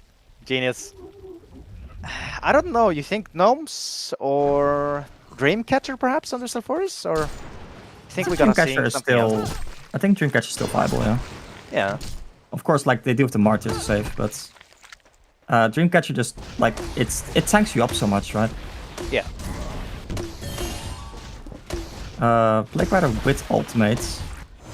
Oh yeah, he can actually be dangerous now. Yeah. No level in the W though, which I don't like. Oh yeah. Would be like nice the to see W being a 2.5 second restrain. Yeah. Against humans and Kraken is huge. Pharaoh playing very aggressive here. Yeah. Tip is coming in though for Team Wolfpa and Imporo. And everyone else is starting to run here. Yeah, send right in the base with actually ultimate. misses ultimate there, yeah. And when he misses the ulti, Wolfpa is seeing that we have nothing to fear here. They are going straight there. Marty Wings though, using his ultimate and his ulti to save the Pharaoh. At the same time though, Plague Rider ulti being popped and Safor's ulti being used on the Kraken, and Kraken will fall immediately. Now they are on the chase here. At least Sand Revolutions are on the chase. Flint Flare being used there just to scare them away. And look, the Martyr Q being popped. Pharaoh Rocket as well, taking down in the forward. Jim Stun being connected here, using his W. Flint trying to do as much damage as he can though. That was a lot of damage coming from Martyr and Pharaoh there with his Q and Rocket. Taking up yeah, and targets. The Flint's just like the Pharaoh plus Flint is such an amazing combo because you can just get vision on the weak targets in the backline. Yeah. And actually being able to like finish him off with the Flint is kind of a huge deal. Flint might... Yeah, he's gonna get this rune here. Oh, mid tower almost gets denied, but IPX still manages to get it. Or the Crabes managed to get the tower. Yeah, so there was kind of... oh, another haste rune. Man, this Saforce is literally pooping haste runes. Look at Kraken and Saforce being smoked on top of each other here. I think they might have noticed because both of them were blocked for some moments there. Yeah. I mean, this is third haste rune from Saforce. Yeah. Quite. He's genuinely been pooping out haste runes. Yeah. Oh, look at Saforce here going in. Oh, Pharaoh breaks the smoke here. Pharaoh using his ulti there. And Geomaster Stun and ultimate being popped there. They're trying to do as much damage as they can. Kraken with the double charge going in there. And that's a dead Saforce there. Flame coming in the way as well.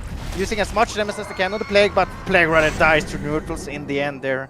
But all in all, a great kills for IPX. Yeah, so the haste rune doesn't really matter against Pharaoh. Nope. Unless you have a tablet, you're not escaping death. Nope. Do you think like the Saforce should be getting that, like the Sinners?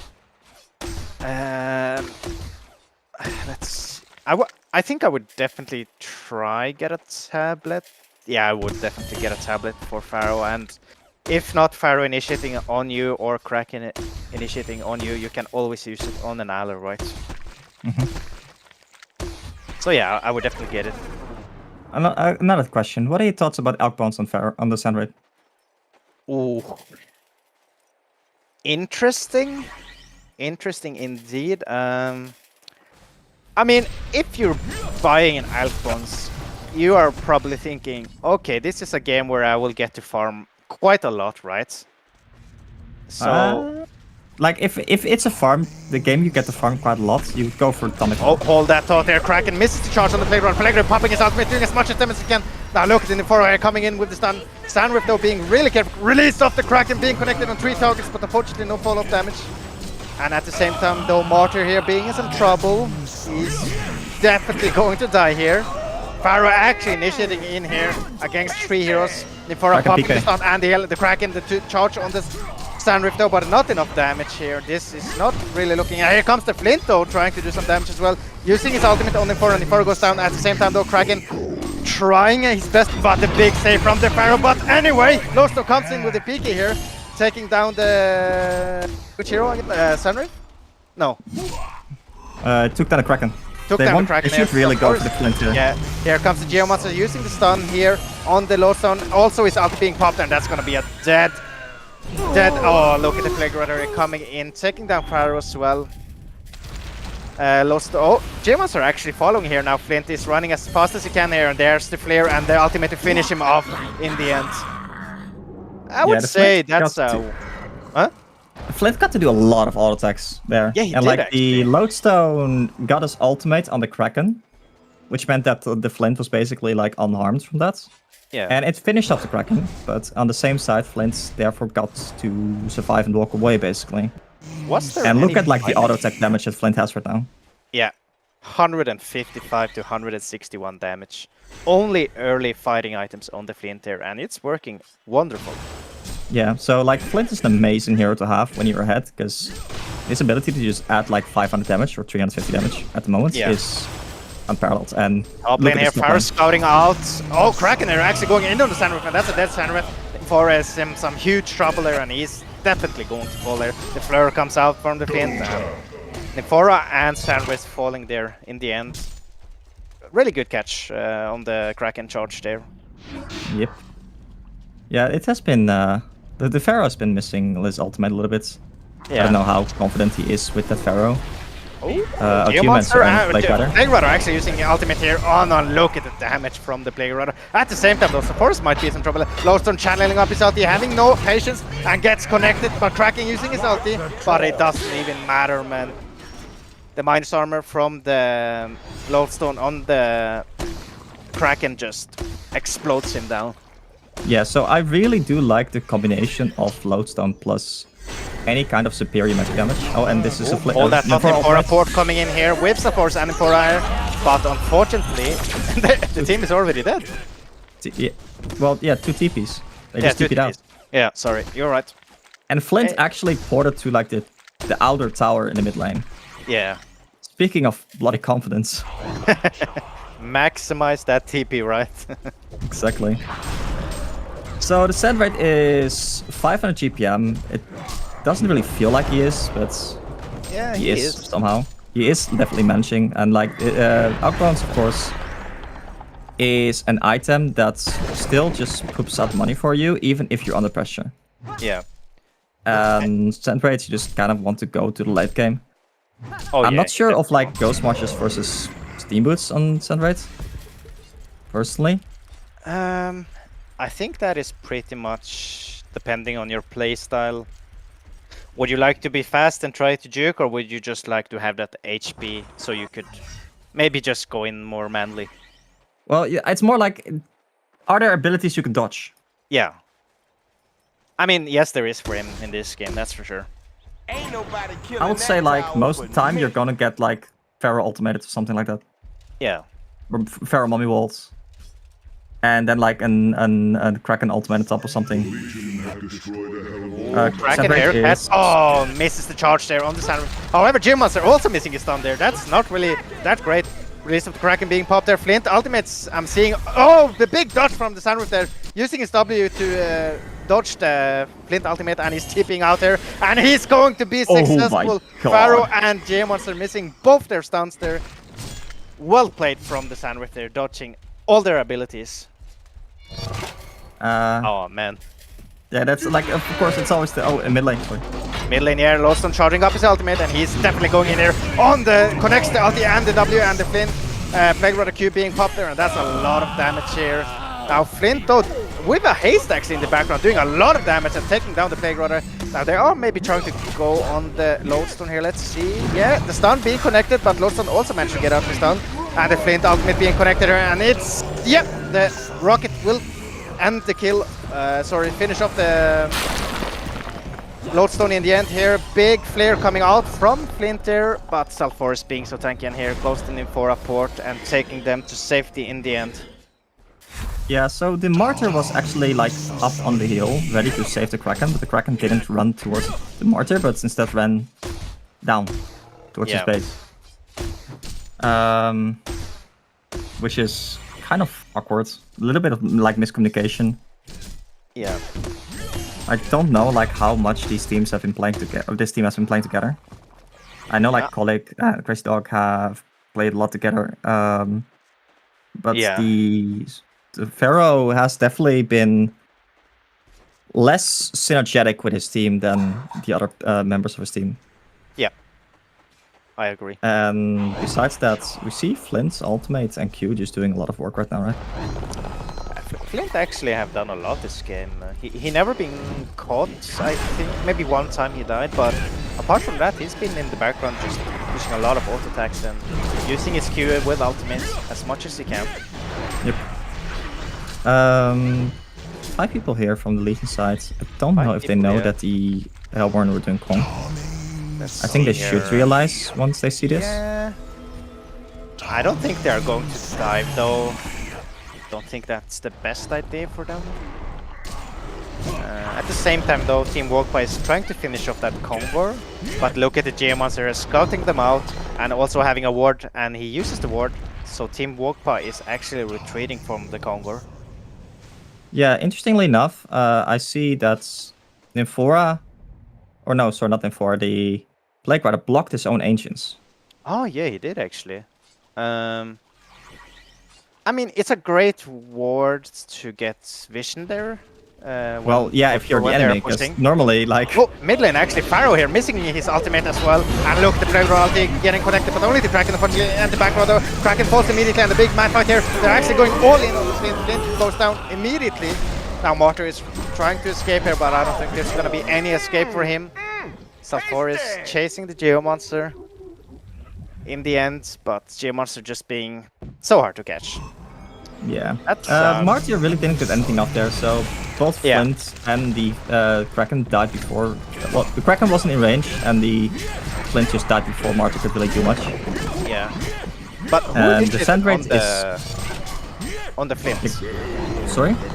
Who initiated on the Flint there? I felt like Flint was so far in the fight.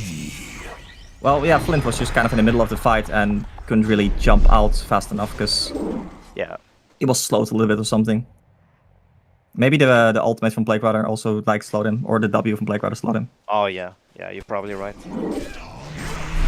I would like for Sandray to actually pick up Twin Blades still. Twin Blades? Yeah, because it's a guaranteed slow on the first hit. And like you get a lot of extra range on your illusions. Because if you have ever noticed, like if you Sandray ultimate, your illusions have a lot of delay. Before they, as we see Sandray tanking a rock. Yeah. Delay on what? Before they actually start hitting. Oh, if you have the Twin Blade? Oh, that was actually very close. The 4-man smoke coming in here, and they're initiating on the Kraken. No, sorry, on the Sulphurus. For a heal being popped, but look at the flare. They're taking down the Sulphurus in the end. Really good catch from them there. If Plague had ultimate there, it would have been like 3 kills, I think. Yeah. Unfortunately, it didn't have. Well, who got the Kongor? Sigma did, so that is the Sulphurus skills. Yeah. But yeah, so the send rates, like if you pop ultimate, it takes like a full second or something before the illusions start auto-attacking. I agree. And the extra range from the Twin Blades and the slow on the Twin Blades allows the illusions to just basically always get the first hit off and like to keep auto-attacking.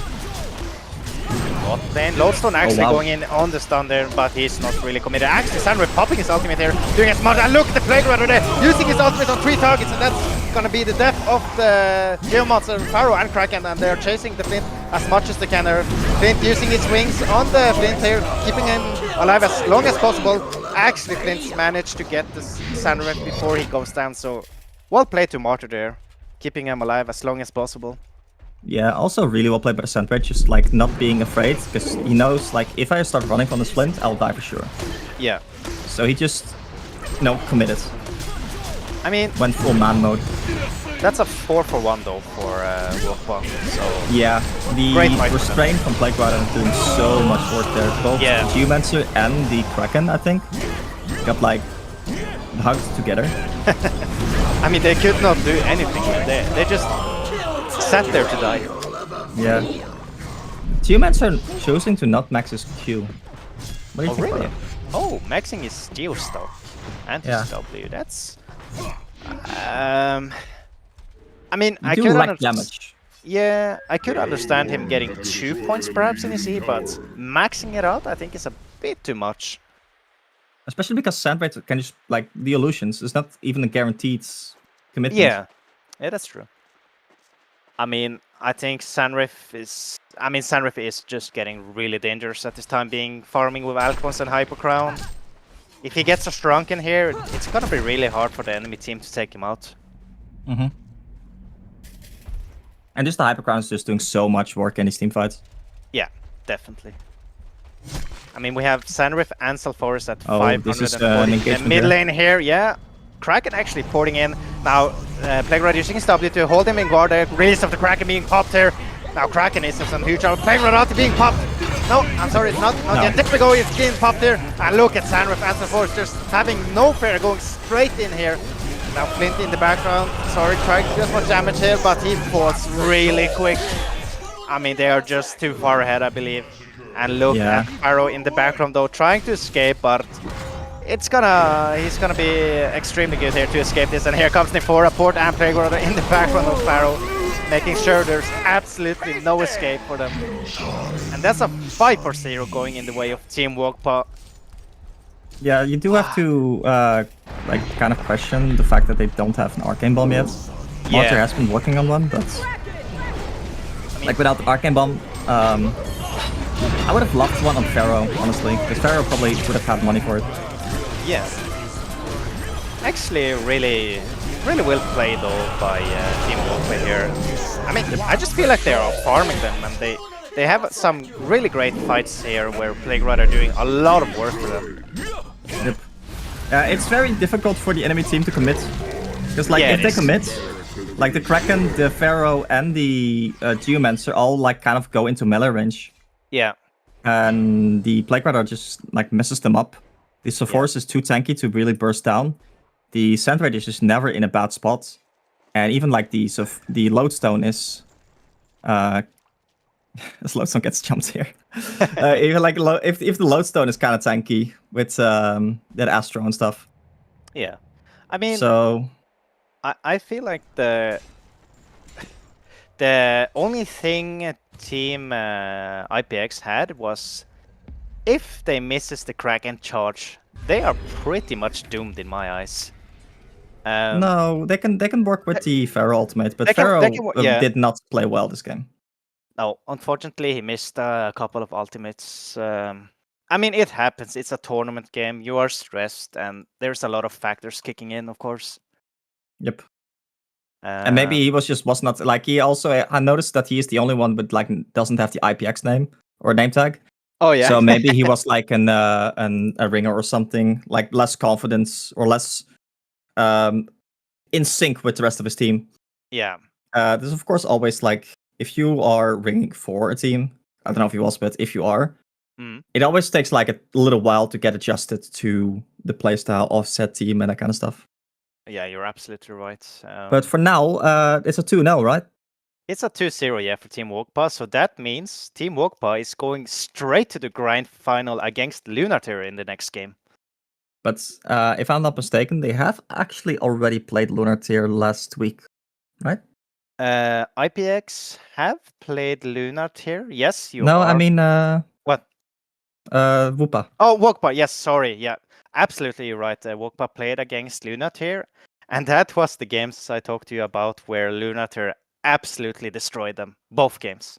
So I think the colorful language you used to describe it was a clown fiesta.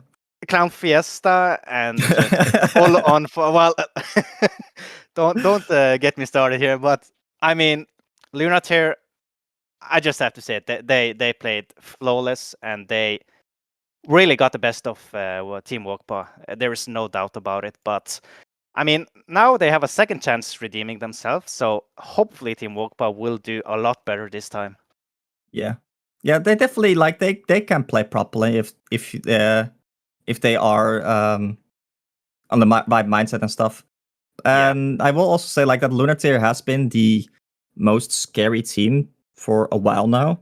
Yep. So maybe they came up with some good strategies specifically to counter them, you know?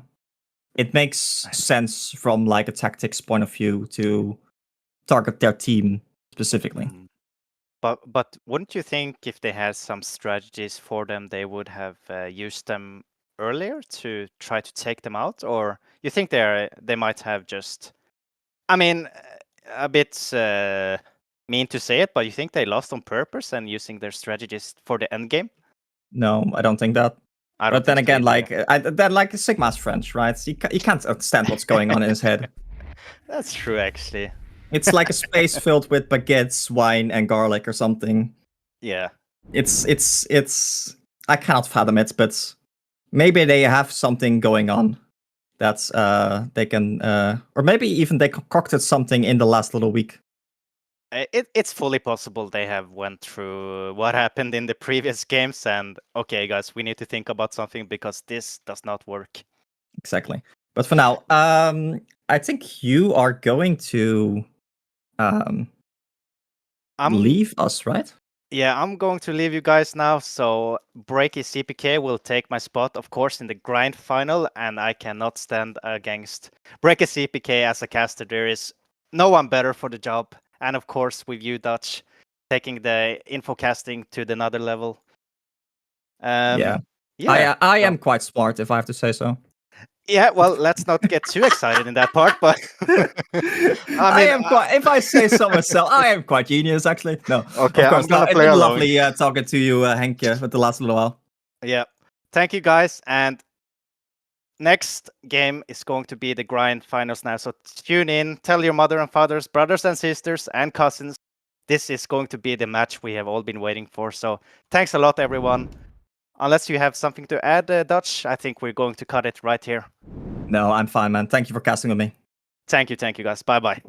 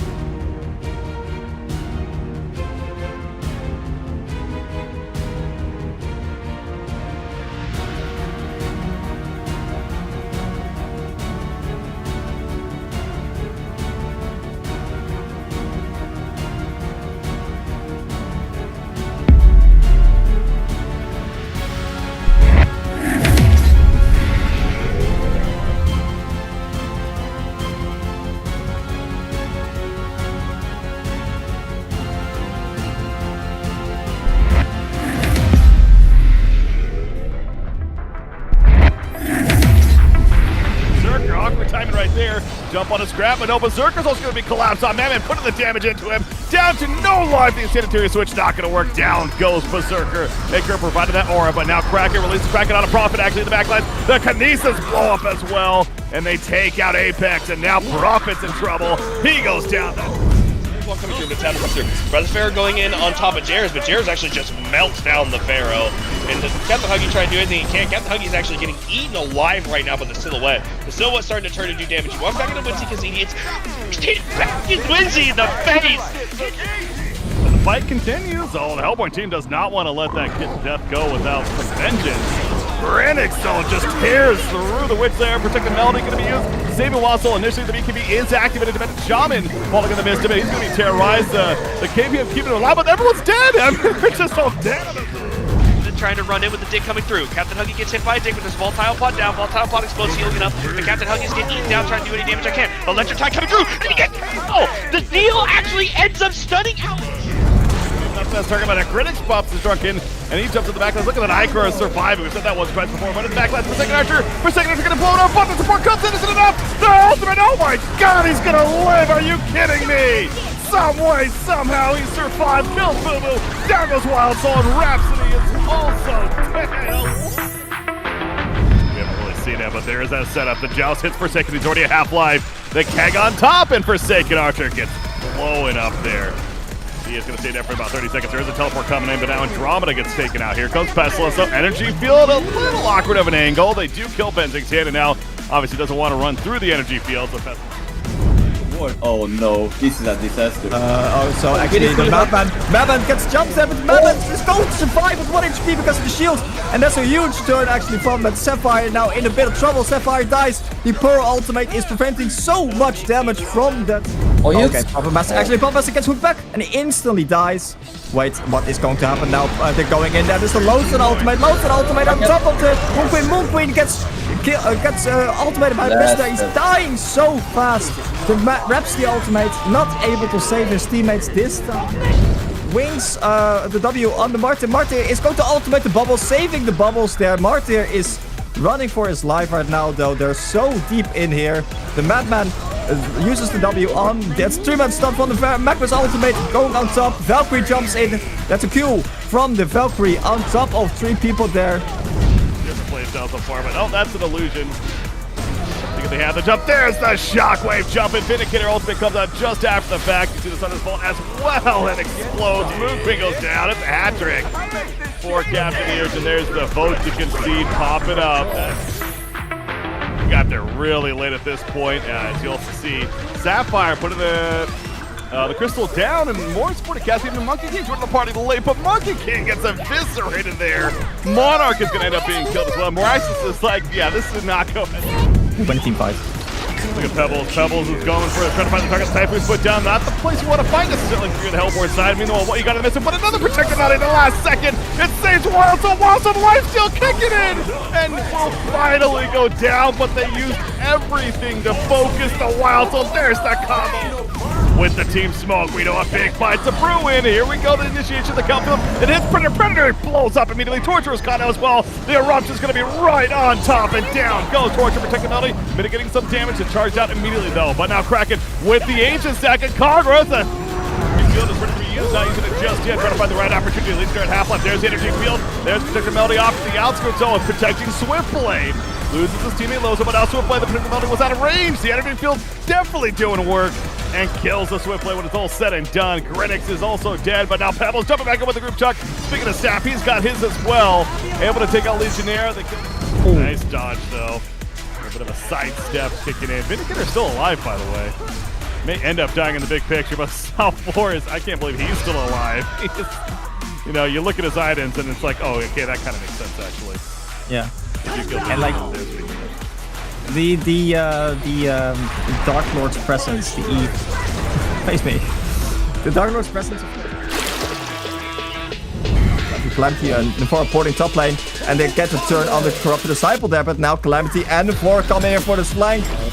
Rhapsody is standing as ground. The Machaba is going to fall. The Silhouette is going to fall. Lodestone now all alone, running for his life. That is doing quite well, but Bramble going in the mid lane, and Bubbles is taking a lot of damage there. Bubbles is not actually a mana for the Q, and he's going to fall down there instantly. They're not, once again, does not actually properly get the tablet done, and that means that they actually are in quite a bad spot. And Kane ultimates the Moon Queen. Moon Queen taking so much damage. Moon Queen is so low. Moon Queen is dead, and that means that the Legion Hellbourne side suddenly doesn't have damage anymore, but actually the Moon Queen, they got the dust. We found it! They found it! Let's go! We did it! They did it! The turn is real! I believe they can do this! They located the side shop and they managed to do it! Oh, I am so proud of my boys. Oh, actually, face me, says the Kane on the Predator. Predator has now bashed, so Kane is going down a lot. Loads ultimated top! Predator going so low. Predator trying to stay alive. He's going to be able to stay alive there. Predator's Calamity ultimate, 3 people hit in there, but and there says you on the Torture, and Torture actually gets taunted by the Kane, and meanwhile the Monarch actually is super low, goes down. Josiah, meanwhile the backline also instantly dead. Actually, that's a 5-man smoke here. Kongor is so low. There's a huge team bar. Take out as Shrunken now. Everyone, the Halberd side is falling. Kraken's out of mana. And that's not a hook on the Corrupt Disciple. Corrupt Disciple this time does not have the Shrunken, but he does of course have a little bit of team support still there, and that means that he is going to be fine for a little bit when he goes down. Kraken and Armadon are now on the run and in danger. They're in danger a lot. Sapphire is all the way in front line, but that means that he's also 58. Oh, so Kane goes in the back line and so much damage coming out. The Apex ultimate hits 5 people there, and here comes the Enforcer with the Calamity as well. The ultimate from the Rhapsody saving anyone that may have been low. Actually, so Geomancer whiffs a little bit. Mageman in the back line. Pebbles is stuck. Pebbles is stuck on top of the cliff there. He can't move. Oh, he finally gets unstuck, but he's going to die to Dreamcatcher. Most likely knows he's gonna live actually. So Forrest, Magnus, and Benson now in a lot of trouble. Swiftlite's still alive, and Wharton now is gonna fall at the end. Oh, actually, Vindicator being jumped. Axis going in that back line. Soul Raper, great job with the protective melody once again from Rhapsody. Predator cannot do any damage as a result. He has to just walk away with his head down in shame. His teammates falling. Their big pipe ruined down here. Rhapsody gonna be caught, and here comes that root from SRP. There we go. It's gonna hit. Here's a big Forsaken Archer ultimate. Iker doing what he can. It's not gonna be enough though. That's the combo. You're melody from the skies though. Of Rhapsody. Equipment is getting low, but Kraken's still chasing more. Energy field put down. Morro's dead. So is Lodestone. Magebane's plenty alive. The Mana Rift eventually comes out. That's something, plenty of it. Shrunk in hand. He's going to be hit by the Willowmaker, though.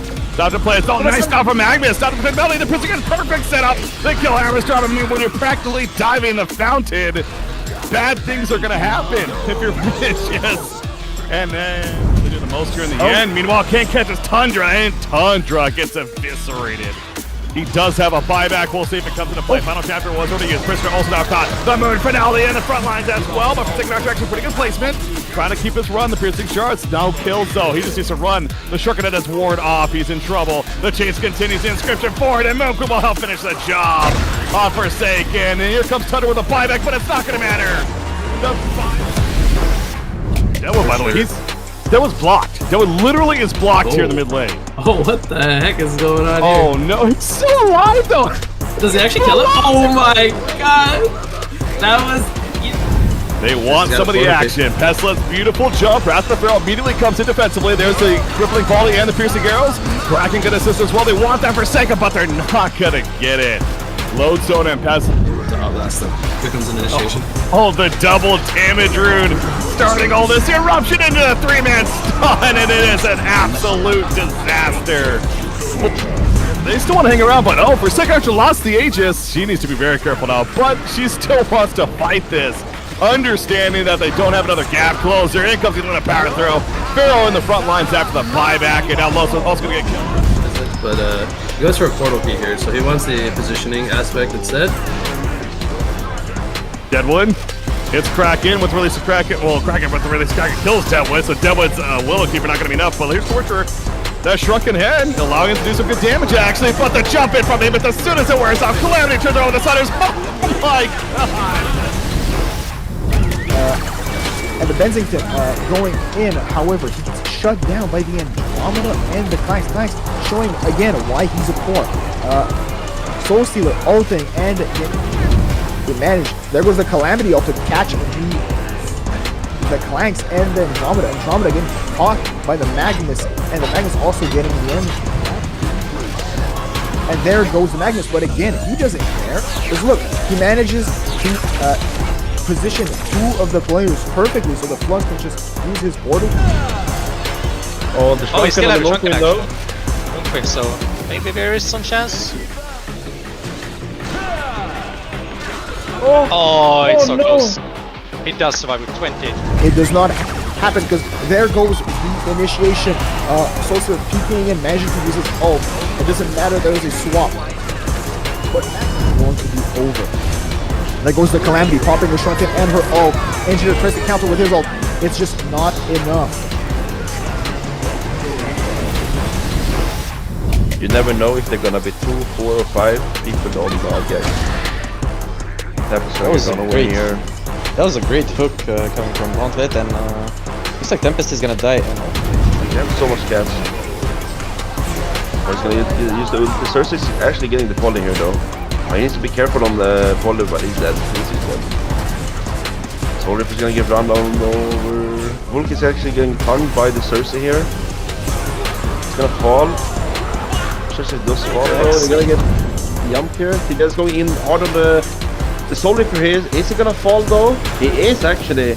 Meanwhile, TD is running up against the Mageman. He goes down on the Mageman as well.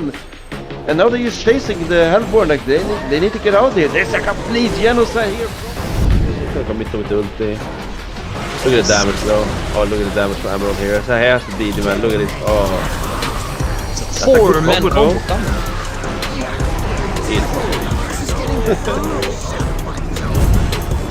He's gonna get the jump from Mort here. So he's gonna get the jump as well though. Kinit's gonna come in late. Mageman uses his BKB. He's not really getting anything from it though. He's leaping back on the bubbles. Bubbles does have a shifting though. He's gonna use it. Healer goes in again and he's gonna go on the Soul Reaper. He's gonna fall. One more hit. Oh, it's a double evasion on the move, but he's gonna fall though. Mageman gonna double. Actually gonna in the back. Is actually scouting out a little bit. They are going to initiate here. The Moraxis actually gets stunned by the Tundra Bird, but it's not enough for them to kill the Sephoris. Sephoris is taking a lot of damage. The Sephoris is not going down actually. The Monarch saving him right at the end. The Pebbles is actually getting initiated. Goes in, but he gets stunned actually by them 4. That means that the Tundra is likely going to fall now. Yes, he's going to fall. The Raptor ultimate gets cancelled there. The Benson also went in. Slither now in the middle there, doing so much damage. Benson that instantly going. Oh, Pebbles actually is going initiated upon Moraxis with the PK now, the fresh PK. Now the Tundra's going in, the Kongors assisting on top of the Pebbles going down.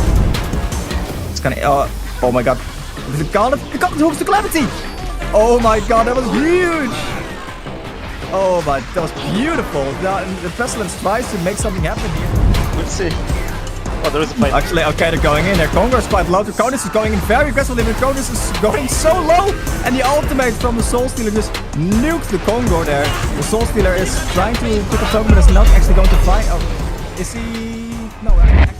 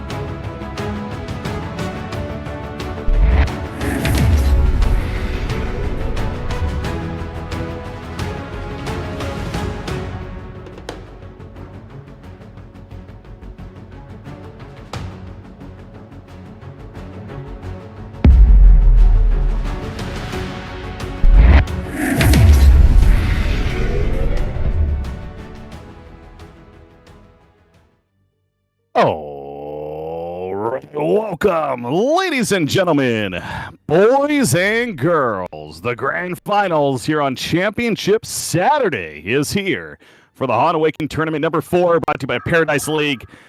We are down to 2 teams remaining, and what a matchup we got here. We have the one, the only Lunar Tier, a team we know plenty of in recent events, of course. They have been the strong ones here. They're going up against Wagpa, who has had quite the run themselves, coming from the European region. So good old European versus Thai matchup. Always excited about these ones. We're getting a good amount of these, of course, in these events. Nothing like it here in the grand finals once again. Best out of 5. Here we go with game 1. I'm Breaking CBK, joined by Dutch Ownage once again. How you doing, Dutch? I'm good. I just turned 30 like last week, so Nice. I might actually have to start acting like an adult, but I've been putting it off for now. I still don't, and I'm much older. It's welcome to the boomer age now. Yeah. Oh, great! I'm one of those guys now, am I? Yep. Great. Gaming world, definitely. Yeah. Yeah, actually true. No, but we've seen these 2 teams clash last week, I believe. I don't know if you casted them or if that was Henk and Kirk. Okay, so they did play earlier on in the event. Cool. Yeah, so last week they went at it at what I believe is the winner bracket finals. The winner bracket finals. And Lunar Tier went 2-0 from what I've heard from Henk against them. So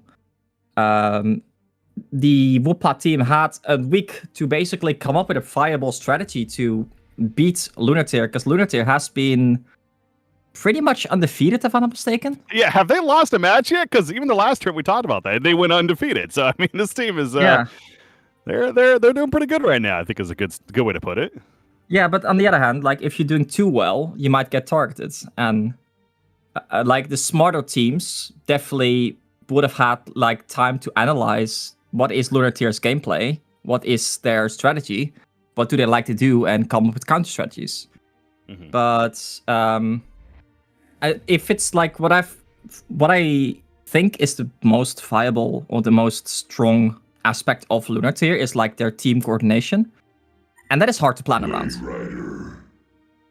Yeah, it is. I mean, when a team is doing so well, everything is just clicking when it comes to synergy. I mean, obviously nothing against this team, let alone other teams that are playing against Lunar Tier right now. But these guys, it's just the synergy is clearly there, and it's hard to get on that level, as some may say, from the past, where teams are kind of shifting around throughout these events, and this is another example of that, right? Here in Wagpa, certainly. But again, they looked good getting here. They're coming off a 2-0 victory in the lower bracket finals. Of impressive performance there. They got that kind of momentum built themselves. We'll see how they match up against this great squad of Lunar Tier. But with that said, we got a draft well underway. Let's start taking a closer look and seeing what we're dealing with. Calamity and Fort. Calamity's been certainly one of the go-to carries, especially for Lunar Tier. I feel like that they've been relying on a scaling carry that can snowball out of control, and has several times for this squad. They're going up against Andromeda, Plague Rider, and Pebbles.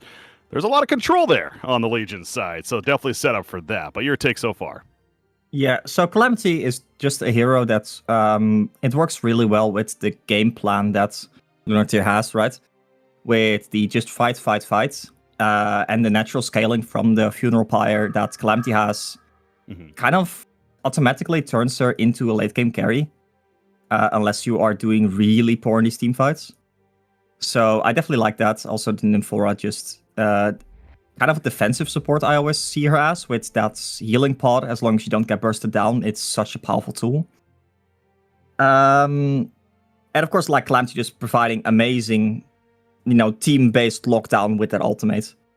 And I'm looking at the Andromeda pick. They picked it last game together with the Forsaken Archer. And Forsaken Archer plus Andromeda has historically always been a very powerful combination, where the Forsaken Archer just gets to play a lot more aggressive, because the Andromeda is always like behind to swap him. And I think that it might also be why they chose to ban the Vindicator, because if you want to play an Andromeda, Vindicator silencing everyone the moment like your carry gets jumped is disastrous. So the Forsaken Archer did get banned, of course. So I'm kind of curious, like, what else they choose to pick up here that can fulfill the role of the Forsaken Archer. And that's where my mind's at for now. Also, I see the Thai team picking up Engineer here, which is... I haven't seen them play Engineer a lot at all. Which is definitely very interesting. Really? I mean, well, yeah, no, I guess them specific. Obviously, Engineer is just in general a really strong support, but to your point, yeah, they haven't necessarily been picking it up as much themselves. So, potentially curious. I mean, when it comes to Engineer, a decent response that he has with the ultimate, as well as even a keg stun to kind of throw people off as they jump into the Calamity, perhaps. So maybe along those lines. Or I guess even Energy Field synergy with the Calamity ultimate could be pretty powerful too, right? Yeah, true. Some good synergy there. So. Oh yeah, and like even if your target gets swapped out, if you get the Energy Field down, it's still you still like disarm or like perplex him. So there could be some strength there as well. But previously, I've seen them run, or I've seen the Thai teams run Deadwoods together with Master of Arms, which, in my opinion, is a lot more natural of a combination, because the Master of Arms has 700 range on his Q, and that sets up for the Deadwood Q really nice. And oh wow, Chronos pickup.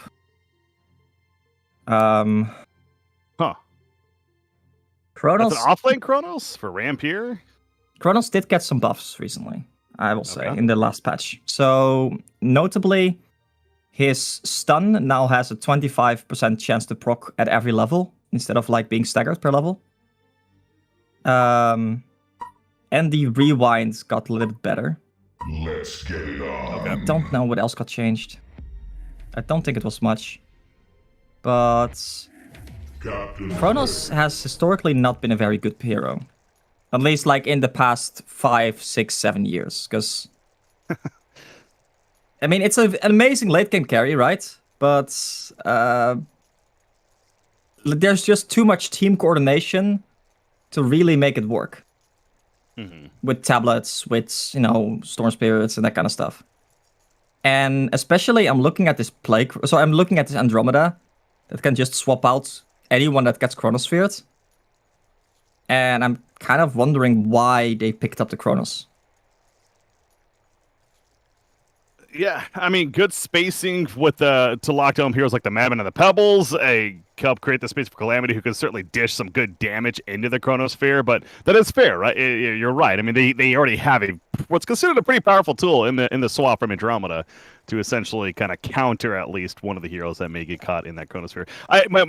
My observation on this, though, I will say, is that Litter Tier, from what we've seen in these recent events, especially, is Rampier on the offlane. He does like to play these potentially even scaling carries in that offlane role, less of the Magmus, Plague Rider, or whatever, more of the Corrupted Disciple. He's been playing a lot of that. We've definitely seen quite a bit out of him. And so this kind of fits that theme as well somewhat. I am curious to see how he builds it, though, because especially as an offlane Chronos, I feel like that there is the opportunity to go more of a even straight up initiator. I mean, things like a Blink, things like a Portal Key is certainly not out of the question. Dare I say, even like Staff of the Master to really enhance that Chronosphere, if that's what they're looking for out of him. Maybe possibilities. But of course, also could go more of the traditional just right click, I hit things build as well. Yeah, I definitely don't think he's going to go for a Cleaver or a Thunderclaw here. If I would have to guess, it's probably going to go Steam Boots into Malthreats plus Energizer. Just kind of be like a scary right-click hero. And one item I wouldn't even hate on him is actually Puzzle Box. Because the minions from Chronos don't actually get frozen inside his ultimate. So the Puzzle Box just gets to hit like freely for 5 seconds. And of course, Puzzle Box is just an amazing tool in general for any hero, right? Is that the same for like if he has Whispering Helm and gets a neutral, like they can move in the Chronosphere as well? It should be, yeah. Okay, so it's just really any minions controlled, yeah. Yeah, any like minion that is directly controlled by Chronos should display this behavior. And like being able to mana drain the Madman, of course, is like a very viable tool. The same thing for the Magmas and for the Pebbles. And it just, in general, just the puzzle box tanks you up a lot. It's like 300 max health, 350 max mana. And it would make sense to me if he is not interested in going super late game, which I don't know if they are. From what I've heard, they've been playing very aggressive very early on. Yeah. Then the other like kind of hero items that you can get, of course, is like a Geobane into an maybe even a Twin Blades wouldn't be terrible to like guarantee or like semi-guarantee the bash. Yeah. Definitely. But yeah, he's definitely playing more of this control role for sure, rather than like just we need him to carry, of course. So, yeah, it's he has a lot of directions. Certainly can go in for sure. We'll see what ramp here. But like where the Corrupt Disciple will always still do something because of his Q and his W just doing a lot in general.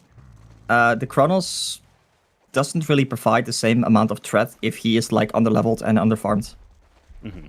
He provides lockdown, but he doesn't provide damage or much in a team fight. He's just going to like leap in with his Q and kind of die usually. So, I don't like it too much, but maybe they can make it work. Like I'm definitely been wrong about my predictions in the past when it comes to like how these teams like to play and stuff. Exactly, and especially with a team like Lunar has proven these recent events, they do some obscure things and they make it work despite what on quote-unquote paper may tell you. So we do see a lot of pressure off the bat here at the bottom lane that he's taking. He is currently solo against that Madman Andromeda. So obviously he's got that lead, but you leveled up. You've been using it aggressively right there, but we'll have to win some last hits. But yeah, so gonna keep an eye on that for sure. But all right, enough talk about Rampier and Kronos over there.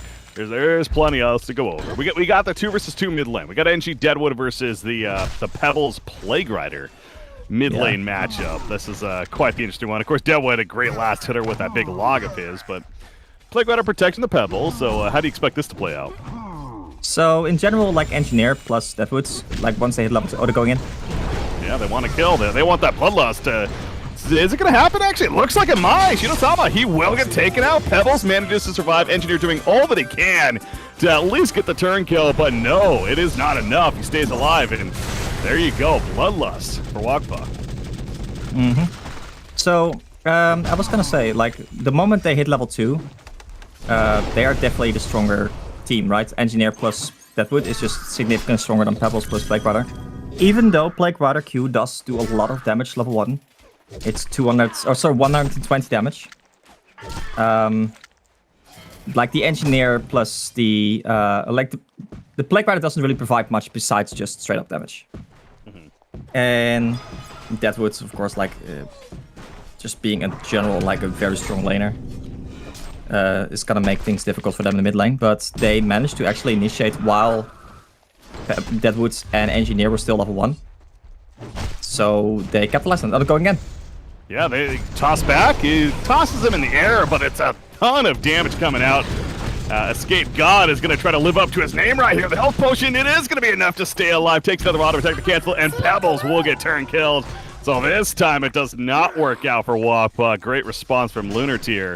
Yeah, man, something I was curious about that. It almost looked like you wanted to toss Engineer back, but maybe not. Either way, just tossed him straight up. I mean, nearly killed him initially, but was not enough.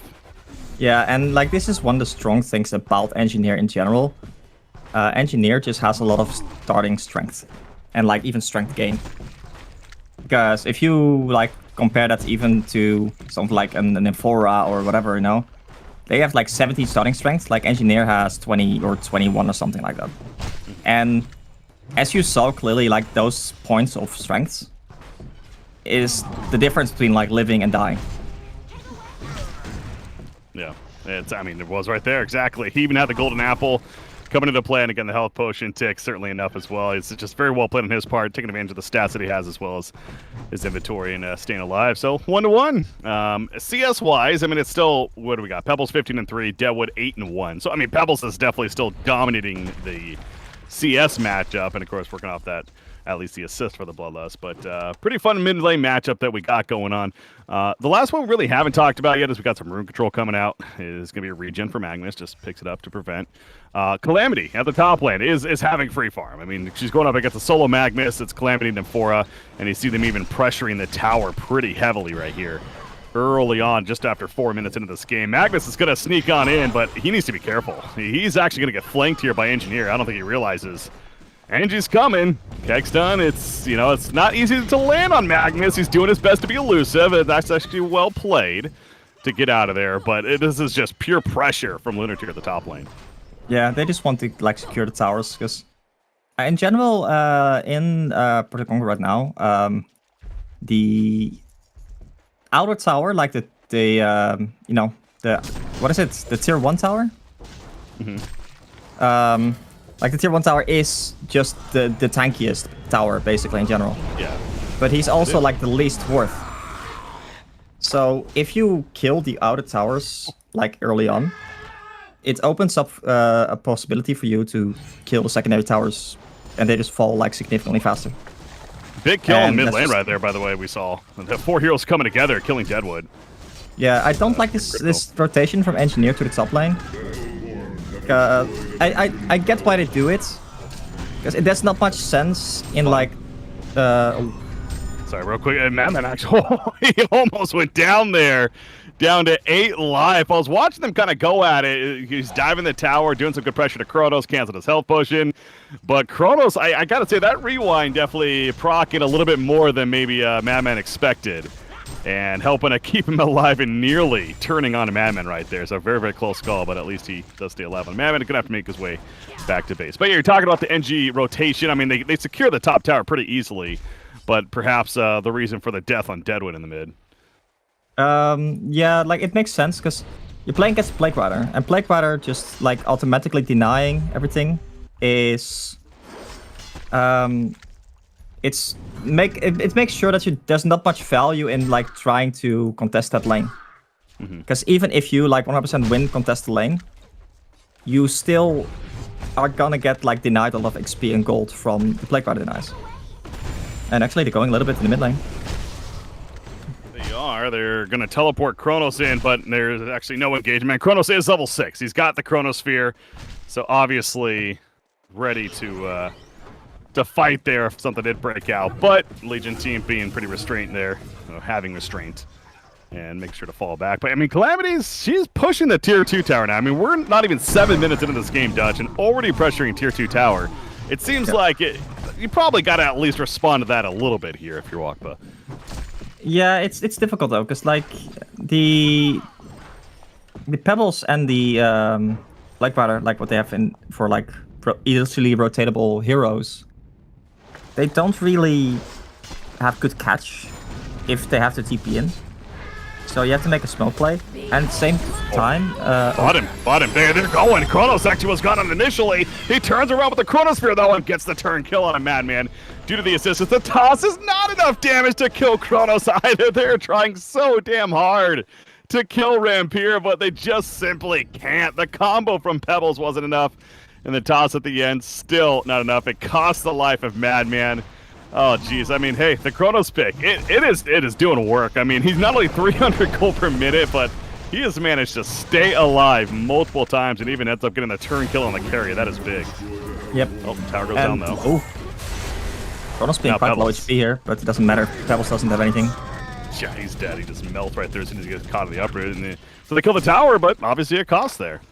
Yeah, and the great thing about Kronos is that he just has a lot of base damage.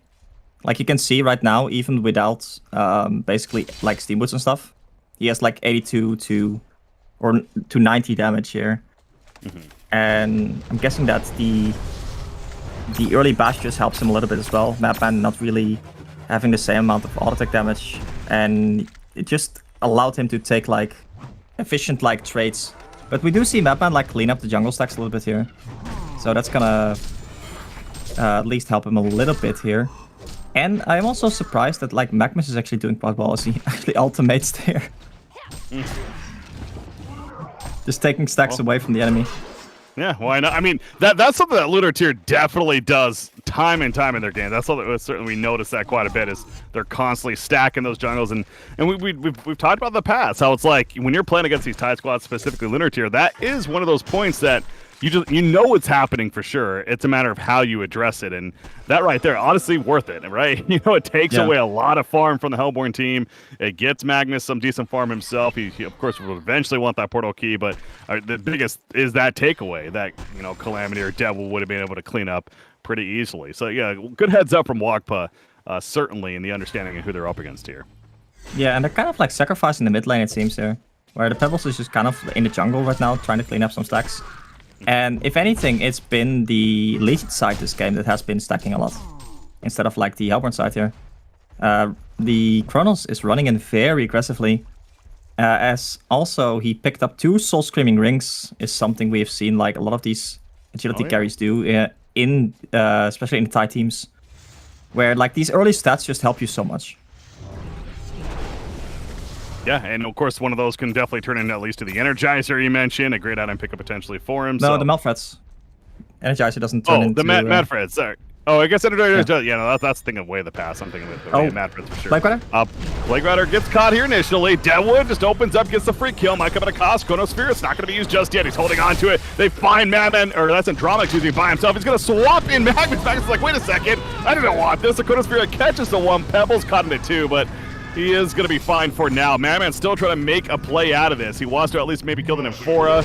It ain't going to happen, though. As 5, Lunar Tier fighting very strong. And you just see, again, their movement together, coordinating. The heals coming out for Nymphora. It's going to be so effective. He'll all 5 teammates there in the process. This team is fighting early. I have to question, like, Pebbles did not get a single spell off that entire fight. No. And like I saw multiple heroes with like, well, less than 300 HP, let's just say that.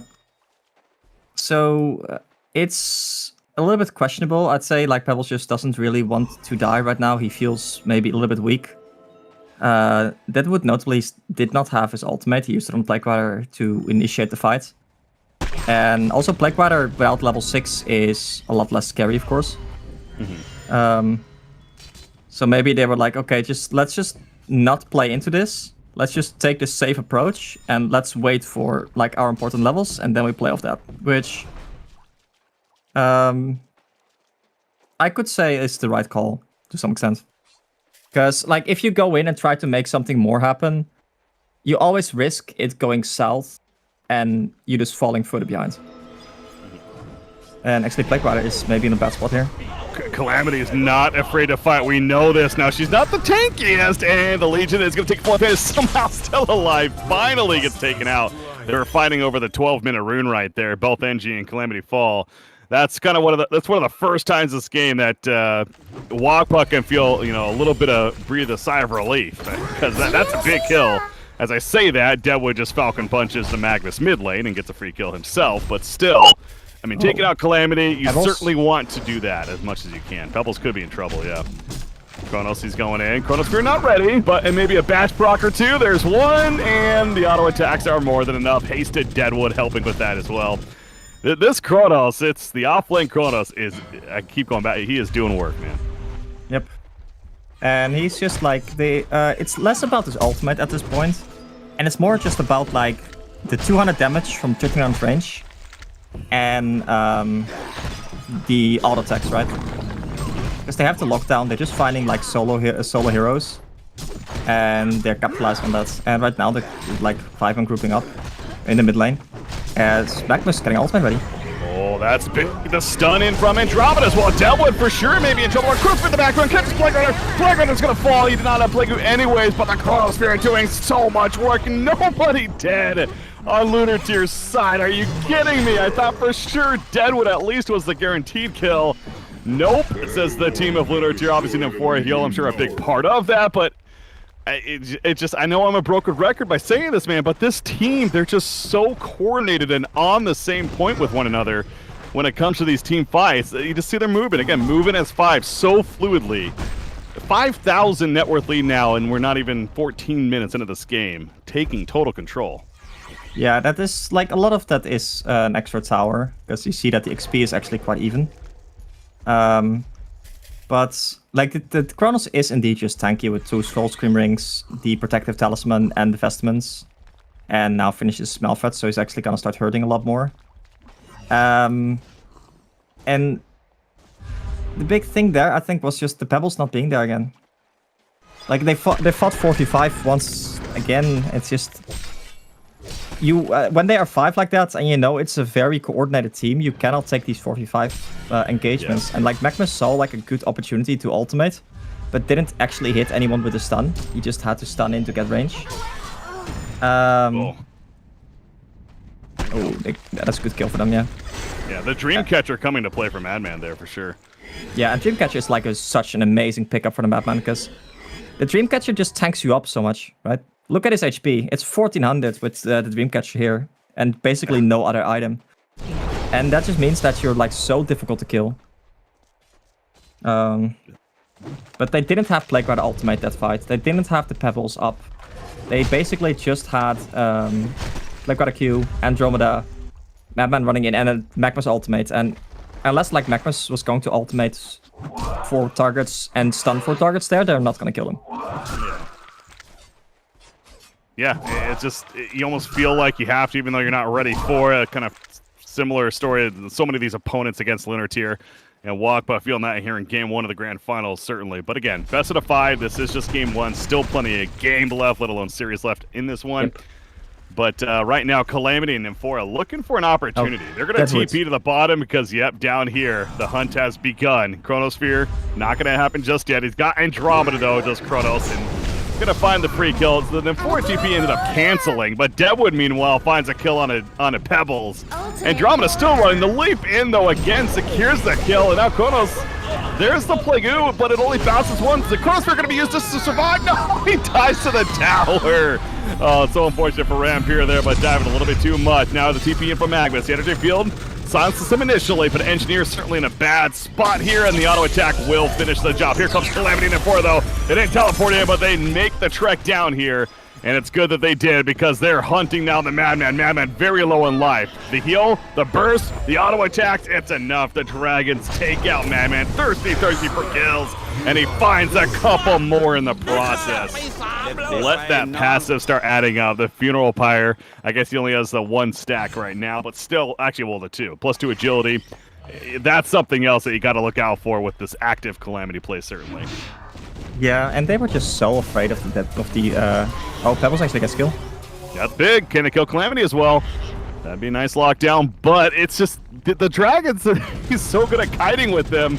And now here comes Kronos and Engineer. Now Pebbles in a horrible spot. So, yes, a good kill on Nymphora, but not worth your life in the end. So, Lunar Tier has the last laugh. And they just, like, lingered a little bit too much there. The Kronos just got the jump there. So it meant that, like, the Calamity was basically always going to be safe. And they really need the Pebbles to jump the Kronos. Because the Kronos is always playing aggressive here. Kronos is always playing super YOLO. If they just get the Pebbles to jump the Kronos, they burst down the Kronos, which is definitely possible with the Pebbles combo. That takes that factor out of the team fight. They don't really have to be afraid of like stacking up as much for the Kronos ultimate anymore. And that is the way that they can really start taking control of this game. Deal with the Kronos here. Because of how aggressive he's always playing. And then like deal with the rest later, right? Because there's not that much actual AoE coming out from the rest of the team that you need to be afraid of. Yeah. But they're a little bit maybe too focused on like stacking and farming their own jungle. And a little bit too little focus is going towards actually playing the game. Well, yeah, they definitely need to turn that around because when it comes to playing the game, they're going to lose another tier. They're going to lose our first tier 2 tower, I should say. Here at the top lane, and Kronos, he's ready to engage. He's got the smoke. He's got Kronos here ready, but Legion is not interested in fighting, and it's kind of understandable as we're just talking. It's like that fine line of kind of have to defend, but at the same time, you are pretty behind. So they clearly want more items. They did just get the PK on Magmus, so of course another great initiation tool that they certainly want to make use of. But I think Madman, that's kind of the focus, understandably, for them right now. They need him to get his next item or two before they can feel a bit more confident. Because, yeah, the Dreamcatcher, it's great for tanking up, as you mentioned. It's all item to have with a lot of fighting going on. But when it comes to his damage output, it's still not the most threatening at this point. So need more out of him. He does have 2,200 gold saved up, so he is working on it. Yeah, and the Madman, of course, like, I'm going to assume he's going for a mock. Okay. Which I do like. Oh, Andromeda is in a horrible spot here. Yeah, that's a dead Andromeda. Not the worst death to take place. You get some information out of it, and it does allow the rest of the team to retreat. So, trying to make the best of that situation there. Space created. Exactly. Yeah, and Chronos breaking another and popping and breaking another smoke here. But the Madman is just not farming as efficiently right now without like something like Mock. We can't really split push that efficiently, and the Deadwood threat is always looming. Oh, and the goings. Yeah, he uses PK right there. Kronos with the back lines. The Plague bouncing around. Eventually stops up. It's actually still bouncing. Kronos is going to stay alive, though. The pullback in from Calamity takes out Magnus. Plague, Rider, and Pebbles killed in the process. Madman, you mentioned just prior to that engagement, I mean, he's trying to farm and not doing because kind of the team, though, it's a little bit on different pages. Your Madman's off farming to the right, and you're engaging mid lane with your Magnus and everyone else. Yeah, and I think not ideal. What happened there is Magnus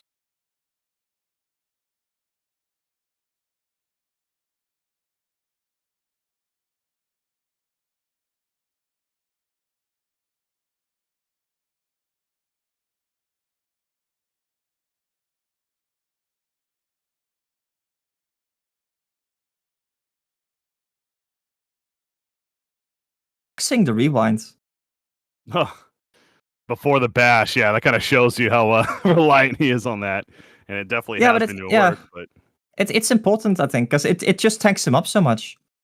They're trying to catch Nymphora, but Nymphora just striding away here.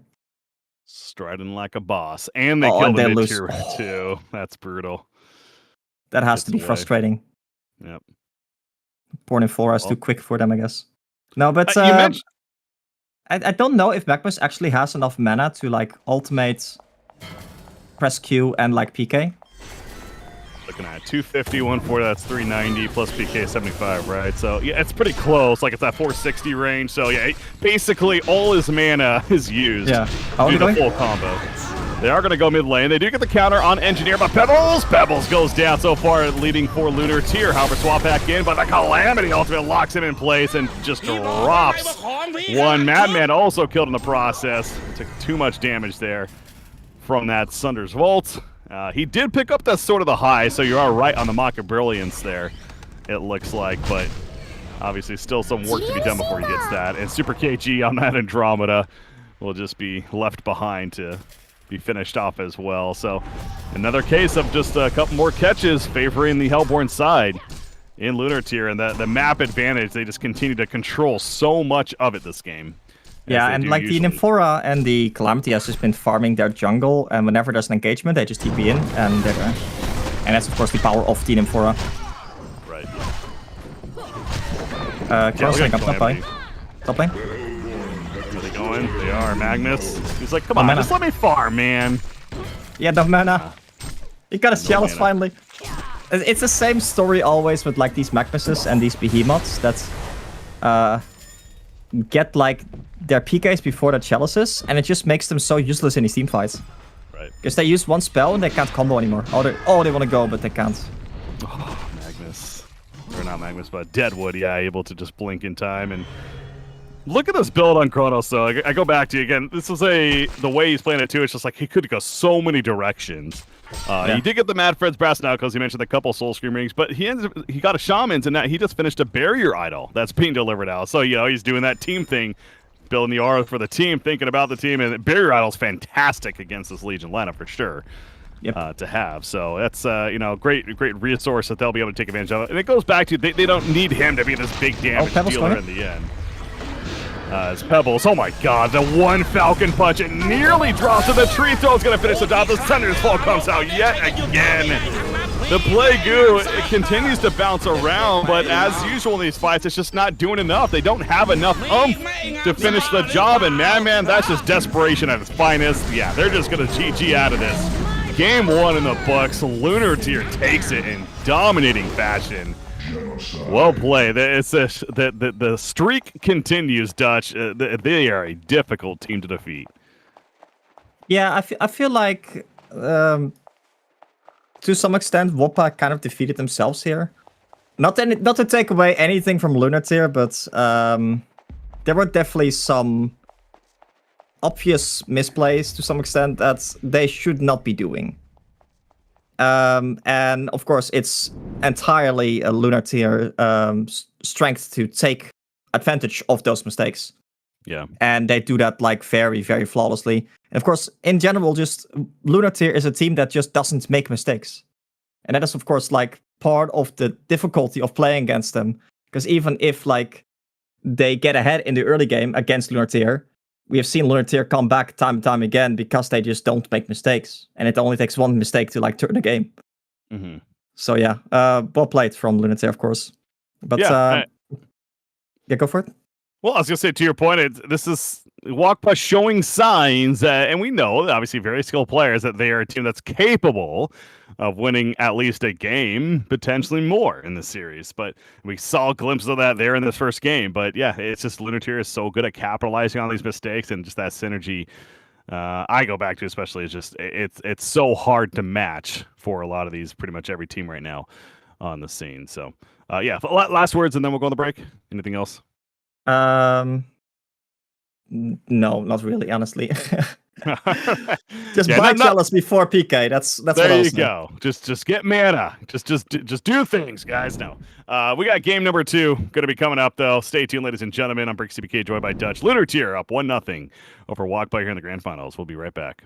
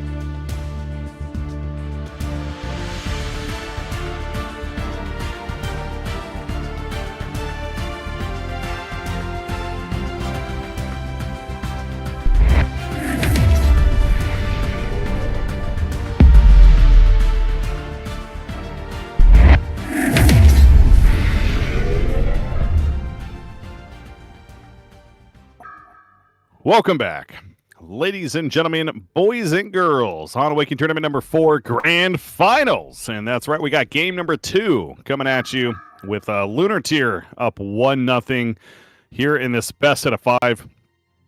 It's, I would sound like a broken record saying about all these wins, but again, this is a team that's undefeated throughout.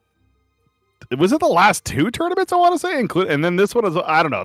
They haven't lost a match in a very, very, very long time. And it seems like that they could potentially be on the way to keeping that streak going. But Wakpa, formidable opponent, certainly. They showed signs of life here in that game 1. We'll see how they adjust going into game 2. I'm BreakCBK, joined by Dutch, though, once again. So, yeah, I mean, we can sit here and overanalyze and stuff, but at the same time, again, it is a difficult task. But what do you take from game 1 if you're Wakpa? Is there like a ban? I mean, what did they ban, actually? What, Tundra, Vindicator, Andromeda? So, not really a crazy difference or addressing that last game. They banned a hero that they even had themselves. But, yeah, I mean, things like Calamity, for example, is still open, but it's not easy, I know. It's definitely not the hero, the bans that was the issue last game. It was definitely like the plays or the lack of plays. I will say that I don't really like Magnus in the position that they put him in. If you had something like a Lodestone instead of a Magnus in that lane, Lodestone would be significantly higher impact. Magnus just kind of gets bullied and doesn't have the biggest impact because he only has like 1 stun and that's it. Of course, it's a very good and secure stun, but it's difficult, right? But for now, if they try to maybe make like some more plays when they're grouped up as 5 and not to go for these solo initiations when you don't see anyone else on the map. Because what they tend to do a lot is just smoke up early as 5 and get like 2 or 3 kills from that. Mm-hmm. And that honestly is in large part just, of course, warding. You want like some kind of good general vision to know what your enemy is up to. That's also maybe like why Tundra is so effective against these high skilled level teams, because the information allows you to play. But and honestly, it's difficult for me to say what's really going on here. Like, if they just swapped out the Magnus for the Lodestone, I don't think last game would have been that much different. It would have allowed like Yardik to play his game a little bit better, of course, because Magnus just doesn't really do much unless it's like a position 4 in general. But that was definitely not the only problem that was going on. There was also like a little bit of lack of synergy between Sigma on the Pebbles and the rest of his team. Where I think Sigma is usually quite a consistent player. But he seemed very hesitant to go in last game and to actually like commit to some proper kills. Mm-hmm. Of course, it's like, it's eagle eye for me. I can see everything, so it's sure. It's easier for me to say than it's actually to do. I know that, but I don't know what else to say really about how they can change things. I mean, you're playing against right now the best team in the world in Heroes of Newerth. Like, it's not what we're calling them bad players. It's just, obviously you have to play at a near perfect level. It feels like, at least in what way you can right now, and that's a fair criticism for sure. So, he may get his hands on Deadwood this game. It looks like, speaking of Sigma, and obviously with the Deadwood pick, not guaranteed. Of course, could still be more of a support role if they end up going that direction, but maybe leaning towards that. And the Mage Main pickup to go with that is already very interesting. And this is. I know, the scene in general, I feel like overall is this too, but Lunar Tier especially, the diversity of picks. I just always love talking about this because it's so true right now, and it's awesome to see. I mean, literally, the first 5 heroes in this game were not seen last game. Oh, I guess Devo. Okay, well, Devo was one of the only 5 heroes that was seen last game. I mean, that's kind of crazy, right? Usually you see like the first couple of picks pretty similar to the previous game. If they're banned, of course, adjustment. But no one was really banned either, other than Andromeda at that point. So, I love to see it. And to that point more, Lunar Tier, Soul Reaper, Moraxis, and Grinix. So a really completely different style they're going for here in game number 2, off of their game 1 dominating victory, mind you. Yeah, I like one thing I did actually kind of note or think about recently was Big Theorem and Super KHE aren't really support players. Right. Like, I know both of them like to play a core more than a support. Especially like Big Theorem, I've never really seen him play support. And that may also be... Like, I wasn't really paying too much attention to the warding situation. But if you are not super confident on a support role, and you're playing at this level, it's definitely difficult. Mm-hmm. And that may have been... for example, the reason why the Chronos did so well in the bottom lane last game. Where the Chronos was... Well, it wasn't uncontested, but we definitely saw the Madman was struggling. And the Andromeda maybe should have been pressuring like the Chronos a lot more than he actually was, together with the Madman. And like those kinds of things can make a game significantly more difficult or significantly easier. But oh, we see Slither. That's fun. Yeah, I mean, interesting. I mean, Riftwalker, Slither. So Riftwalker bringing a little bit more control. But yeah, Slither is not necessarily that, more just damage, dot, of course. But Slither is very strong right now. Okay. I don't know if you've played too much in the last like couple of weeks when Slither got changed. But Slither did get some changes where, one, his dots are no longer deniable. So you cannot easily deny enemies anymore if they have like a Slither dot. The Toxin Ward cooldown went from 5 to 3 seconds for a charge refresh. And the ultimate projectile is like significantly faster. Where it was like this very slow ring previously, it's now like a lot faster of a ring.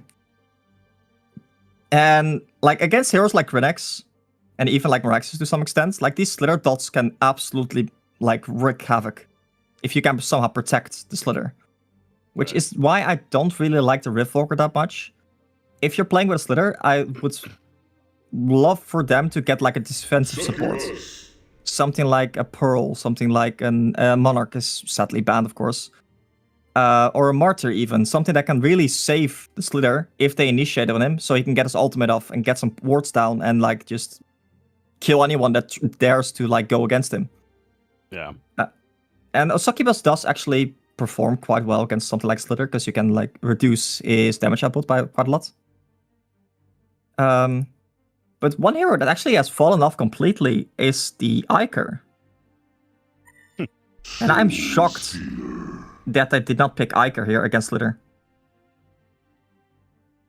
Oh, because like the debuff removal or the transfer. Yeah, so you take all the debuffs from yourself and from your allies and give it to like the Magebane, or give it to the Soul Stealer, give it to the Deadwood. Right. Or even give it to the Slither himself. Make him know how it feels. Yeah, to your point, like Succubus also pretty good with a smitten in. To me, Succubus stands out as a great pick though, and a good opportunity here, because look at this Hellborn team when it comes to crowd control. Yeah. Even with that final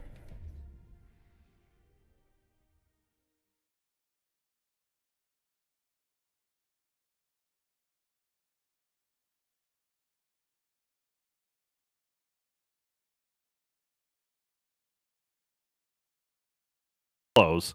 So yeah, that to me is a big alarm when it comes to the Hellborn lineup. Yeah, and Succubus did actually get like a notable change this patch, where like he got so they reduced some of the nerfs. Like the W is now true damage once again, and the target that gets ultimated by the Succubus now takes extra damage. Like 9, 12, 15% extra damage. But for the laning situation, the most notable change is the change to the E. So the Mesmerize. What you can now do is when you use your Mesmerize on an ally, it heals them instead of damaging them. Oh yeah, 40 health, okay. So with a 3-second sleep, that's 120 second or 120 heal. That is pretty efficient, honestly. Now, that is interesting interaction, though, with the Slither and the toxicity, because toxicity health regeneration is lowered by up to 80% once that's that's not healing. So that's not healing. Wait, what? Health regeneration? What do you mean? Health regeneration and healing is not the same thing. Health regeneration is like the passive. Yeah, that's fair. Okay, so you're saying the mesmerize heal it's not affected by that at all. Okay, exactly. Because that's more of the passive, which isn't that good against Soul Reaper though?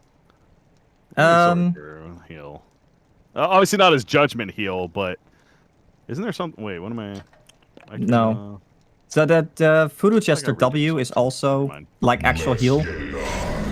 So yeah, it really doesn't do anything against the heals of this Legion lineup. I was on a point there, but never mind. Well, it's good against people like teleporting out, because the heal from the well is actually like HP regen. Right.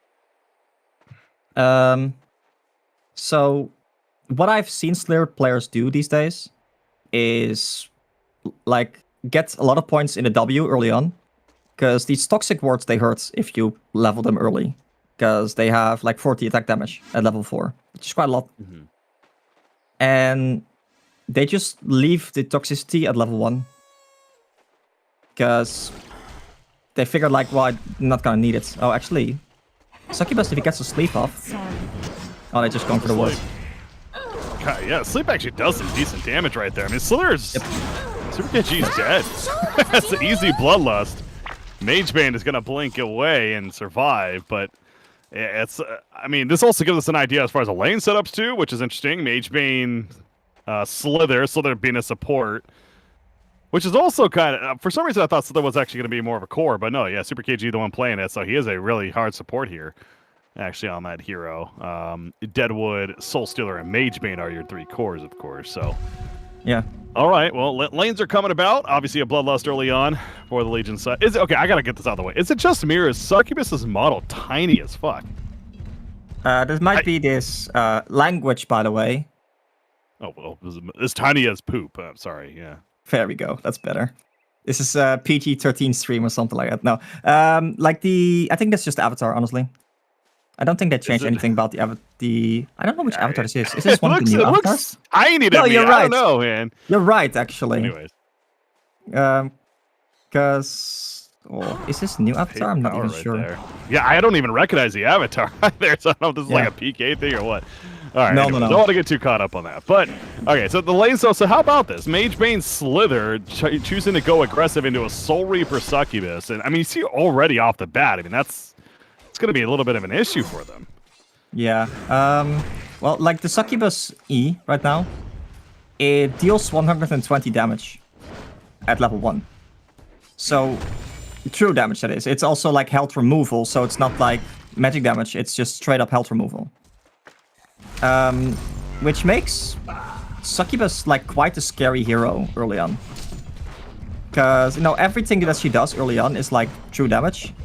And she has like naturally high attack damage. Because if you look at her, like with just basically plus 5 damage from Synchronize. 60 to 66. That is just a tanky hero.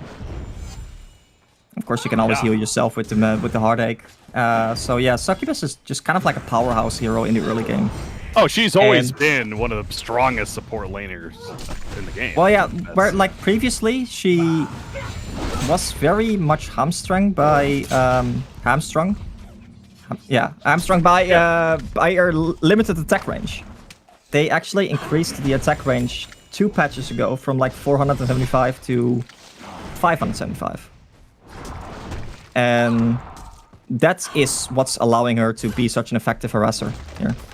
That's actually kind of quick, because yeah, I knew that was one of her like only weaknesses, is that her attack range is lower than others. But yeah, holy crap, 575 now. This is pretty strong support hero for sure. On paper, it feels like. So yeah, Lunartier.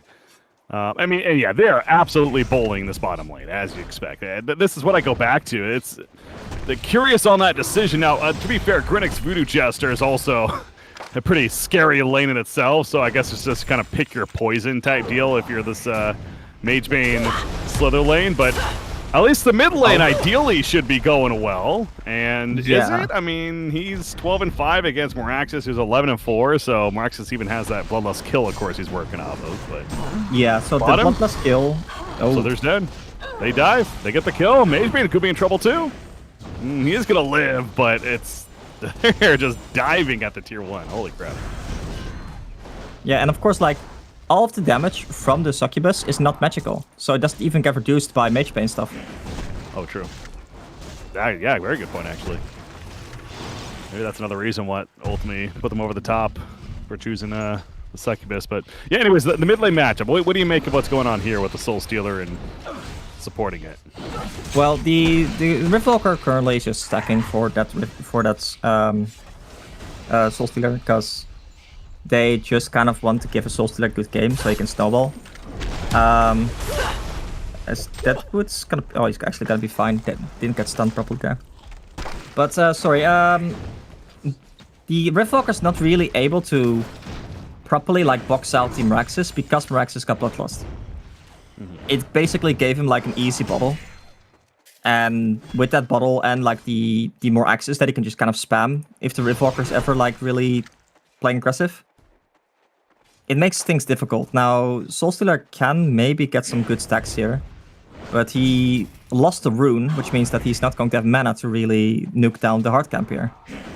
And they do see this to some extent. There's a word, good word from the Voodoo Jester here. But look at this, right? They're dual laning, and they're completely sacrificing mid lane. Well, currently. That's a sign right there for sure. I mean, Sigma is top GPM, so like that is reflecting. He's gonna go back to the wall right now and regen. So like, but two, as you just said, like, you know, chuckling because that is true. Like they're literally giving up the mid lane 2 versus 1 to farm the jungle, push it back. Now I guess giving up's probably a strong term. He's not giving it up because Soulstealer ports back in, is back to farm again. But just, you know, it's kind of just how they're having to play. As Voodoo Jester continues to roam, though, he's interested in doing something. Look bottom, look bottom.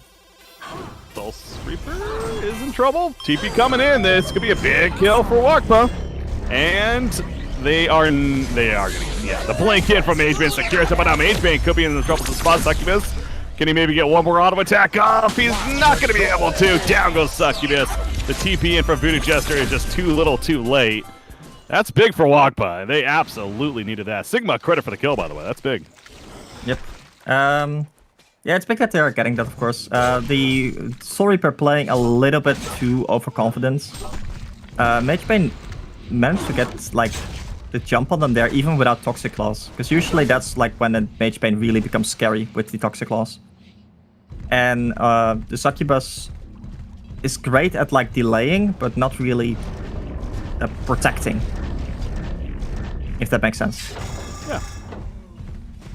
Yeah, she's not your ideal support for that purpose, yeah, exactly. And Moraxis is actually going to contest the Soul Reaper and the Riftwalker here, but he has ultimate on the Moraxis. I mean, he is going to take a chunk of damage. Oh my god, the Matrix goes off at the last second. Here comes a rotation. If he turns this, oh, Shinoshama, what a player. The Matrix is going to explode. It's not enough for the kill, but Critics will finish the job with the Illusory Assault.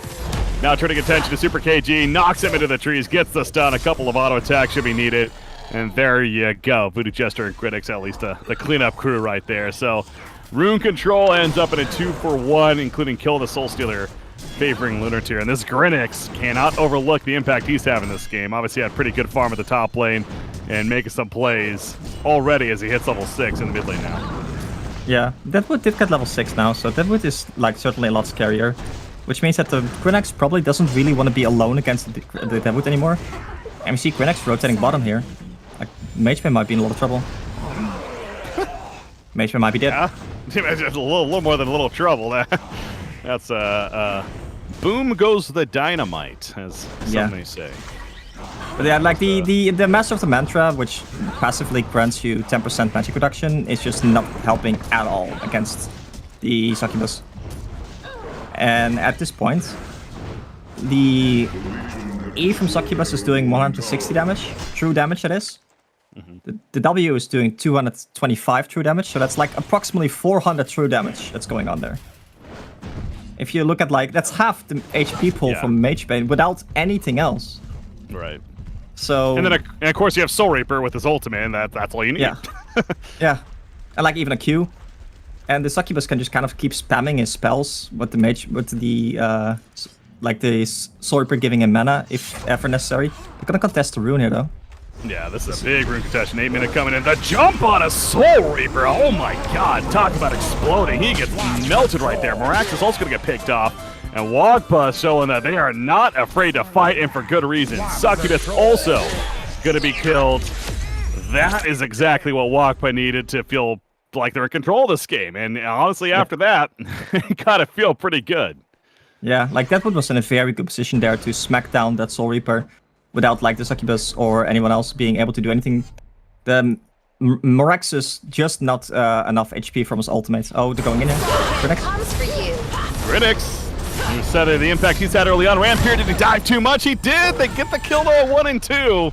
As Riftwalker falls along with the Slither. Those are 2 supports though, and for taking out yourself in the process, I don't know if that's the trade that Lunar Tier was necessarily excited to go for right there. So I still think Wagpa could be pretty satisfied with the outcome, and Sigma immediately ports to the top lane to start cleaning up more from up there. He's already up to 540 GPM now. Jumps up right there. What kind of Soul Stealer build are we going to see, by the way? Let's talk about that for a quick second. 2,300 gold saved up.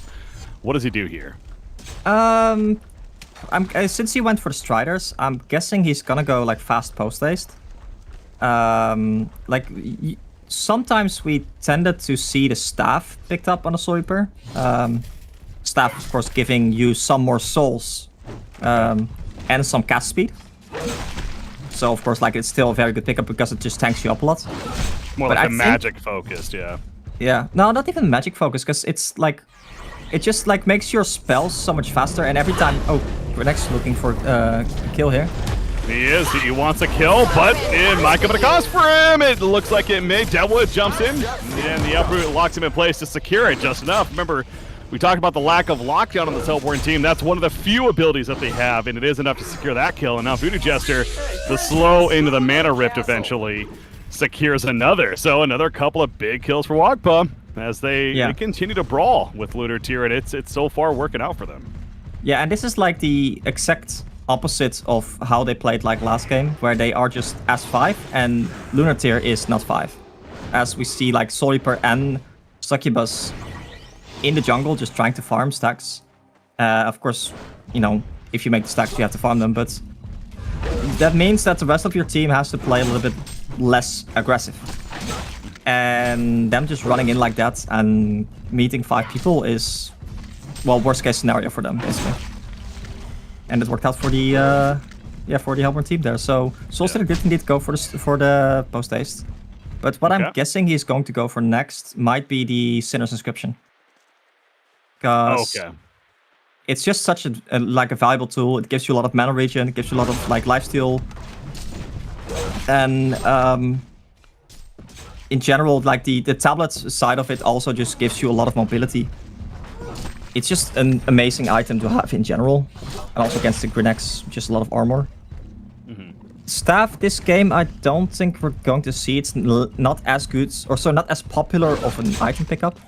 And by the way, look at this Deadwood. He is so aggressive. Yeah, Wagpa that is they're not afraid to contest with the aggressive nature of this Lunar Tier squad. The blink in from Mage Bane. Esthon thought he had an opportunity there, but the Rotten Grasp is also going to miss. Yeah, just a couple clarity things. I know I've been calling it Uproot. That's to clarify. Rotten Grasp, of course, the rooting ability from Dewo. But then, yeah, the staff, as you're talking about the possibility, that is a fair point. I mentioned about maybe just more magic focus, but the fact that it gives you more souls as well, you know, that, of course, going to enhance your physical attack quite a bit, too. So, it sounds like maybe not going to go that direction, but curious to see again what he ultimately goes for. Bottom lane, Deadwood. Yeah, he said, yeah, that's just the lockdown of Succubus, man. Yeah. You talk about a hero that's one of the best at locking a hero down for such a long duration, and that's an example of it right there. Oh, Shroud Soul Stealer. Shroud? Really? Oh, wait. Oh, the Soul. I thought he said Soul Reaper for a second. I'm like, what are you talking about? Well, there's that Soul Stealer. Oh, sorry. No, you did say Soul Stealer, I think. I think that was me. But oh my god, it didn't actually kill him. That is crazy. I thought for sure he's dead, and so did the Soul Stealer, but Sigma unable to finish the task. And Sword of the High is picked up on Thirsty. And Soul Stealer's dead. Grenix finds him. Oh no. And now Riftwalker might be dead. Yeah, he's definitely dead. Oh, that turned. Yeah, that went south very fast for them. Like, it's Soul Stealer is playing a little bit too aggressive for how much HP and stuff he actually has, right? Especially because he went for the Shroud. It doesn't actually tank you up against something like a Grenix. You know, a Grenix is still gonna just tear through you if he ever gets a chance. So that's where like something like a Staff helps you a lot, because it's raw stats. It just gives you like a shit ton of HP. A lot of just general like stats that's help you survive the early game burst that the enemies have. And we see Soul Stealer port top lane. Grenix might go for him again.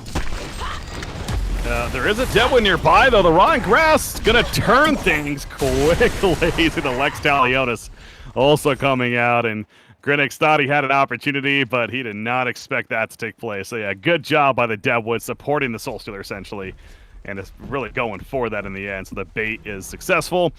And yeah, it's to Sigma's credit, you know, you just bounce back up. Obviously, that what happened at the bottom lane happened. You get a kill at top lane, though, and he still is top GPM in this game right now, which is exactly what you want to see out of your Soul Stealer. This is a very snowbally hero. Obviously, this hero's been around forever. I know I'm not saying anything new there that no one knows, but it's good to see for their benefit and their chances here in game number 2 that he is having such a good game. But Soul Reaper is also having a very good game, contesting with the Soul Stealer. And that Mocker Brilliance is now finished, even as they're pushing tier 2 bottom. Yeah, and and they're actually willing to defend this. Wow, Soul Stealer running in so aggressively. He's just gonna dodge. I mean, you gotta know they're gonna have wars, man. That was a little too ambitious there. They kill him and the Slither, and Deadwood also gets caught. Oh man, that's just one of those moments for Walkball where you're like, I know Lunateer is an amazing team, but it's like, oh, that's just a little too much, guys. What are you trying to do here? And this is gonna snowball like crazy. It ends up being a 5-0. Soul Stealer buys back. But he has no souls. Yeah. You die in Soul Stealer, that's the worst hero to die on for a buyback. Dampier, arguably. Okay, well, yeah, one of the worst. There we go. That's more like it. No, but yeah, we also have to question like this Slither pick. It feels like it really hasn't done anything this game. Neither has the Riftwalker pick really.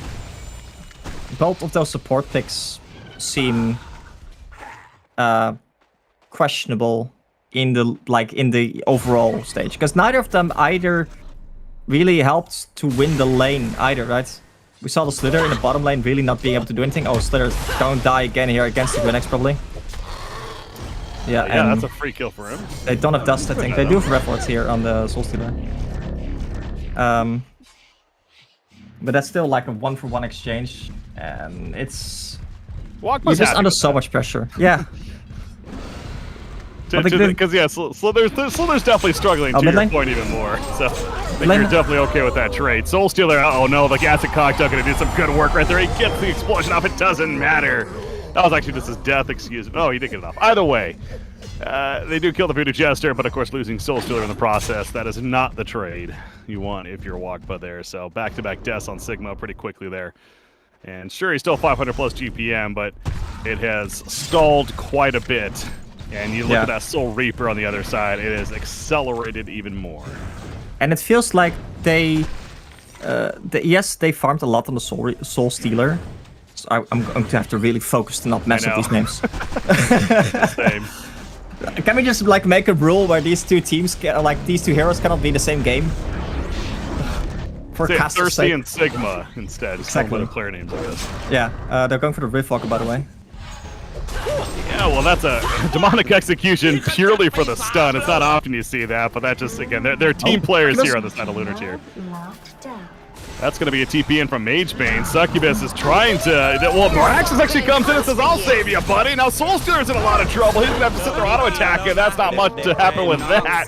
Soul Stealer stays alive. Mesmerized? No, he denies himself. GG, well played. It's over. Game 2. I don't know, man. 3 minutes ago, it felt like Wagpa was in the lead. And then it just... Yeah. Boom. Just like that. It's over. Well, like, if you die 3 times in a row on your solo core, because that's especially what, like, the Soul Stealer was here, right? It was a solo core. They were basically sacrificing everything to just boost this Soul Stealer as much as possible. And if you get to 600 GPM, then, like, buy a Shroud and die 3 times in a row, you're not going to win a game. Yeah. So I have to say, I called Sigma like a consistent player. I'm gonna have to take that back, sadly. He's a very aggressive player, of course, and he likes to play very much in your face, even when he has hyper farm. But that doesn't really work with a solo core lineup, because you just get punished once and like you're behind suddenly. You need like a very consistent player if you want a very, well, not even like consistent, but a very safe player. If you want to play like a solo core lineup. Anyway, yeah, 2-0 for Lunatic, right? Yeah, I still can't get. I mean, this game went from being, if anything, a very close, even game coming on the laning phase. I feel, at least there's things to be positive for Wakfa, certainly, to just in a 2-3 minute period, the game's over. Like, I still can't believe the game just like ended. Like I get why they could see it, because you're absolutely right. Their Soul Stealer just died 3 times in like 3 minutes, and he was the one that was just so far ahead, at least earlier on in that game. But man, it's just crazy to me that this Lunatic team, even when it seems like they're finally getting a competitive match coming out of the laning phase, it's just over. It ends up being one of their quickest games so far. So. It's one game at a time if you're Wagpa, but that one game, getting over that hump, continues to be difficult for everyone right now against Lunatic. But I suppose we're gonna go to our break, and we're gonna get ready for that game number 3 with a 2-0 lead right now for Lunatic here in the grand finals. Can they continue this dominance and close it out, or will Wagpa keep things alive and force a game 4? Stay tuned. We'll be back with game number 3.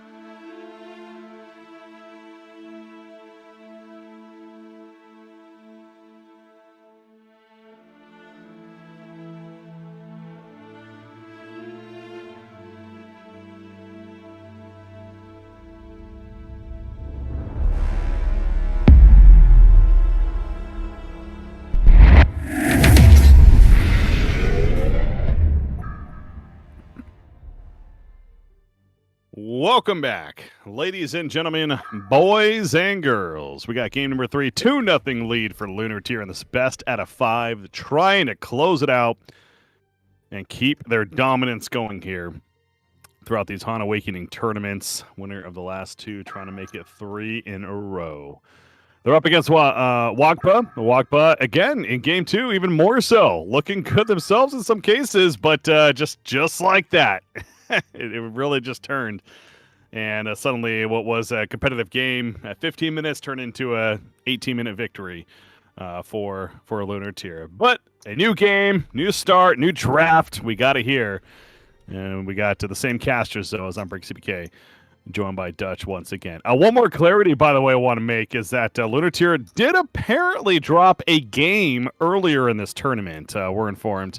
However, obviously, when it comes to series, they have not lost, and now this will be the 3rd tournament in a row if they can close out this one. So, but they did technically at least lose 1 game recently, so they're not completely they are beatable, is the point there, Dutch.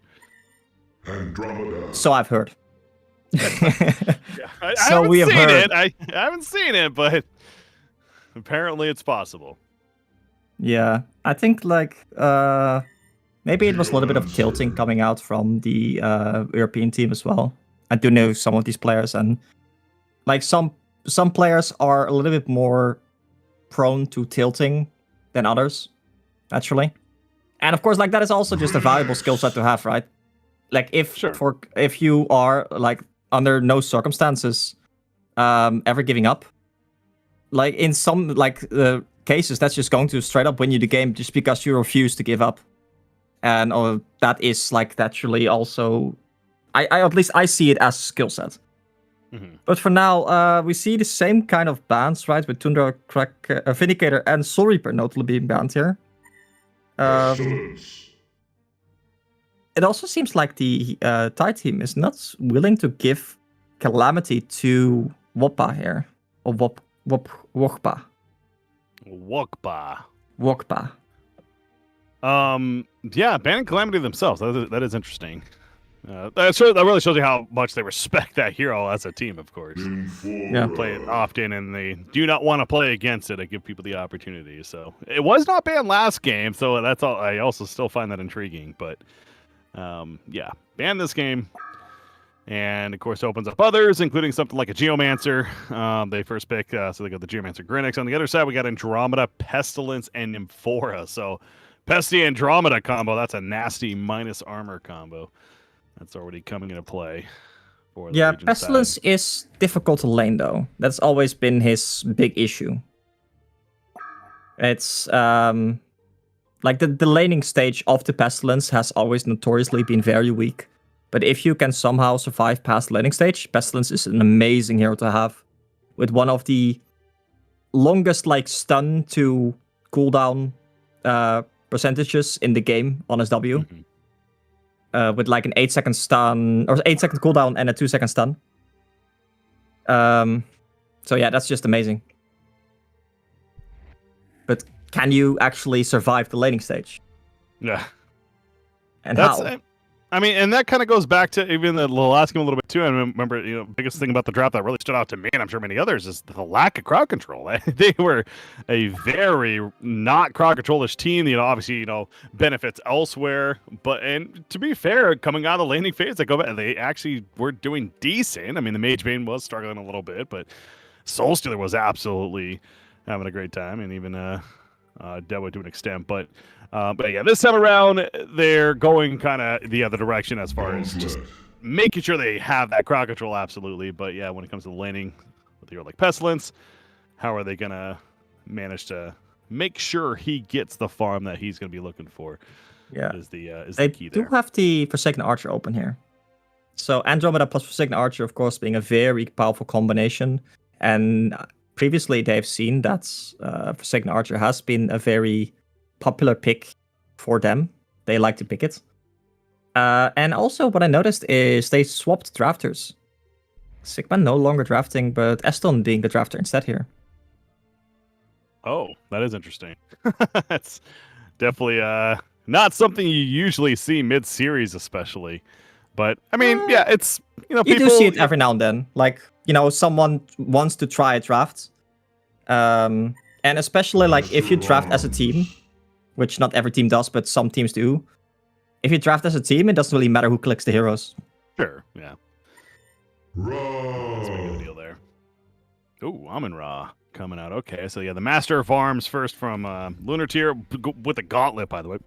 Excuse me, didn't even talk about that yet, but that's a fun one to see.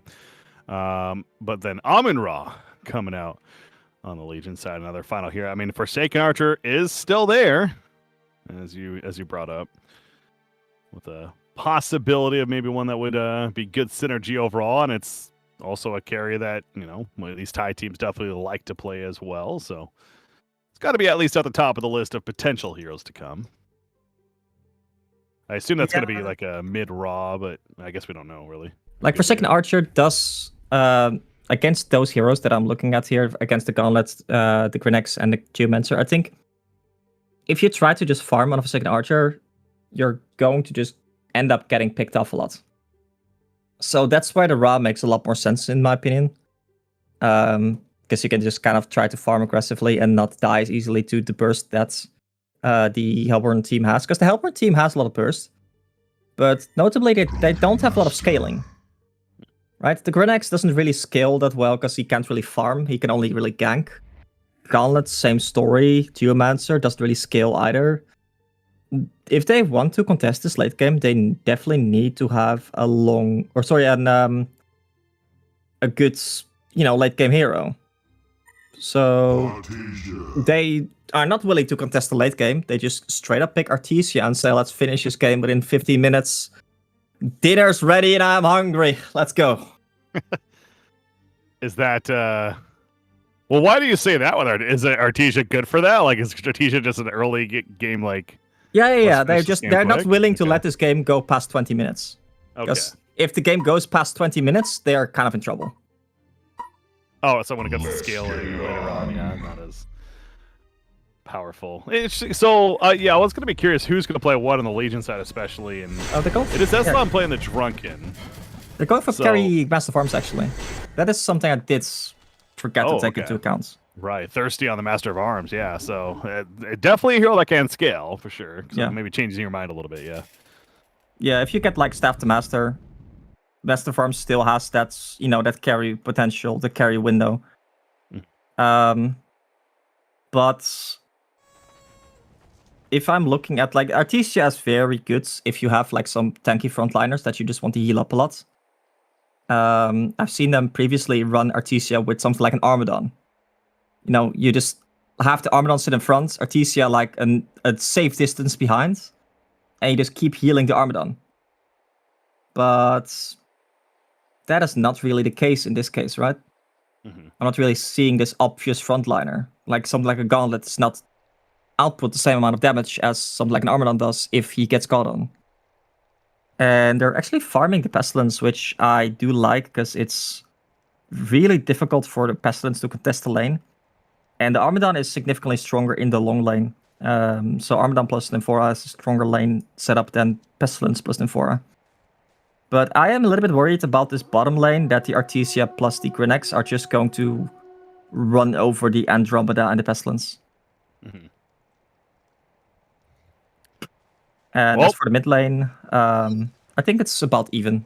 Drunken Master is not as powerful as he used to be. Well, I'm looking forward to seeing just a true 1v1 mid lane, and it looks like that's shaping up to be that way, at least from the beginning. So, yeah, that's it's been a while. Well, actually, a couple of games ago, we saw, what was it? Kraken against the Forest. We saw. Was it in the other series? Yeah. Oh, actually, is Artesia in trouble here? Early bloodlust, it looks like it. Pathetic is going to go down, so yeah, hiding in the trees. They catch Drummond off guard, and obviously that's a very potent level 1 combo, especially, both with a powerful stun. Look at this, though. As soon as Artesia comes up, he TPs to the top lane, and going to try to make a play up there. Bottom lane, Grenex, almost dying himself once again, but back to the top lane. Just action up both lanes here. Yeah. Amun-Ra is going to be fine. Geomancer taking the comment there, but yeah, Artesia rotating top, at least for the time being. Yeah, the Master Farms got super blocked by creeps there. If he didn't, they may have been able to catch and kill at least one of them. Geomancer gonna deny himself the creeps here.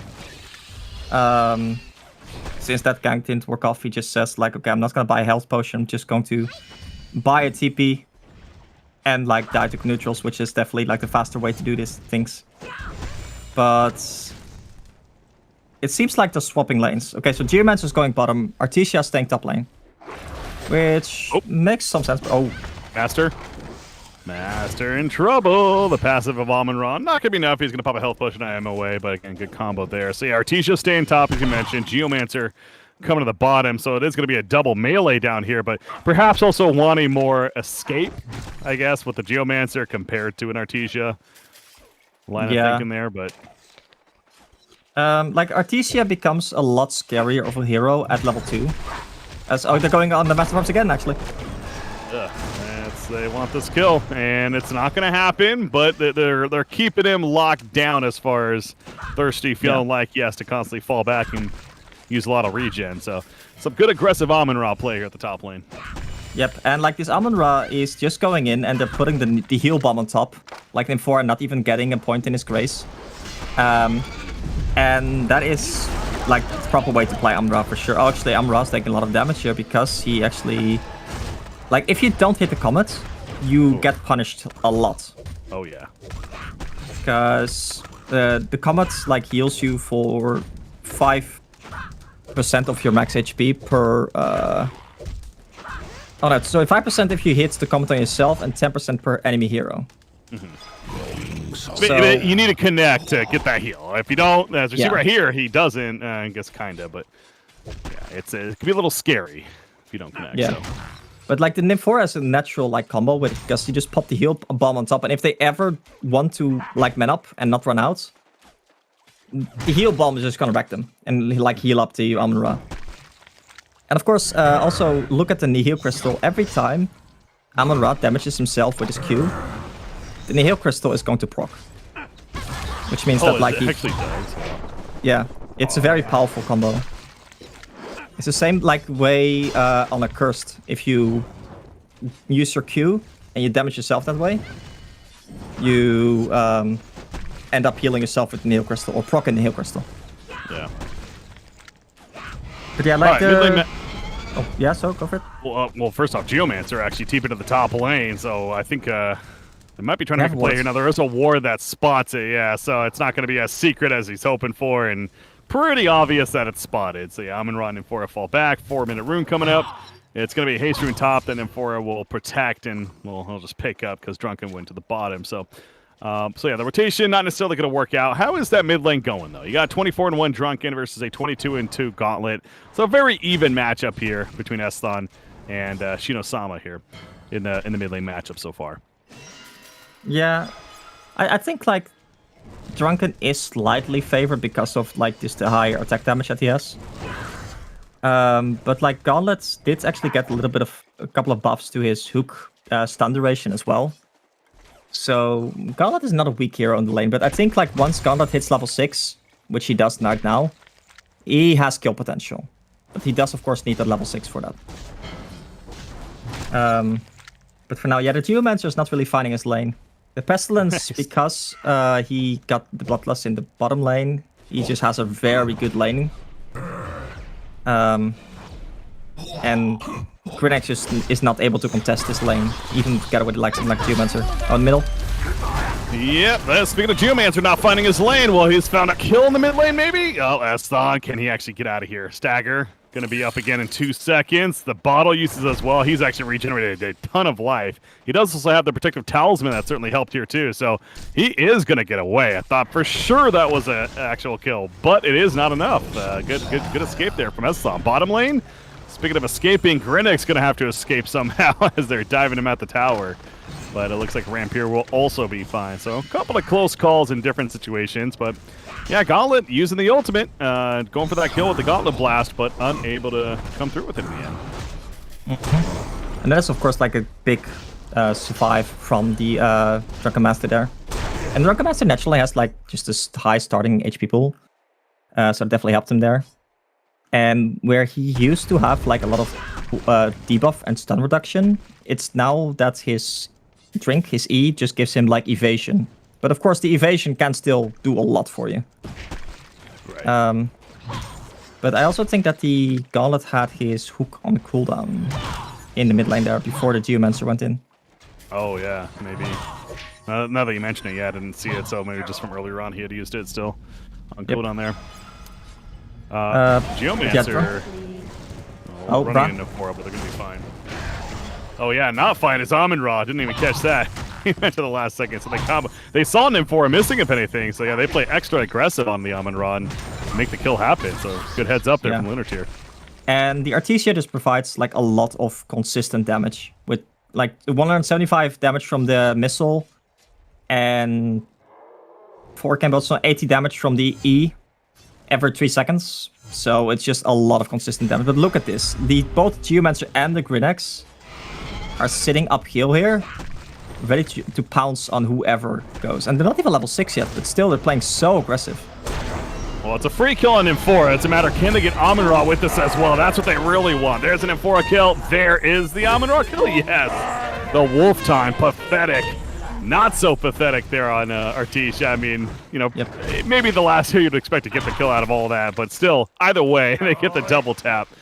And yeah, he mentioned they were setting that up the whole time, just going for the double kill essentially on Amon-Ra, back-to-back deaths. And this is before he's level 6 as well. You see he's so close to level 6, but still not there. And yeah, Nymphora is also potential for a double death on him. Super King GE, he is absolutely dead. A second kill on him, and the snowball has commenced now for the Hellborn. And now Gauntlet shows up. Oh no, Drunken. Yeah, that's a Gauntlet blast. It's gonna hit. Oh, Congress like, wait a second, are we fighting? Let's do this. He starts smashing faces. Drunken Master, can he escape? No, gets caught by the Geomancer. Amon-Ra throws in the Comet. Drunken gonna try to continue to stagger away. Amon-Ra, Artesia, they're still chasing after the Drunken. A couple more attacks. The magic missile hits and gets the kill. Pestilence with a double stun. As Amon-Ra gets pulled back in. Gauntlet, a little too ambitious there. He ends up falling. And the clash will continue. Pestilence swarming on in, getting close. Doesn't have mana for a stun. Might not matter. Geomancer gets some passive procs. He'll take that. Geomancer and Master of Arms do fall. Okay, so at least Wakpo, they get they get 4 kills in the end at the end there, so that's pretty good, but it started a little not the best. Dicey, yeah. Like honestly, that is just Aston playing like a god as usual. So what happens with your you used the stagger already, like the W. But after you use your Q, your stagger comes off cooldown instantly again. You probably know from the cooldown. Oh, sorry, from the combo, you know. You W in Q and then W again.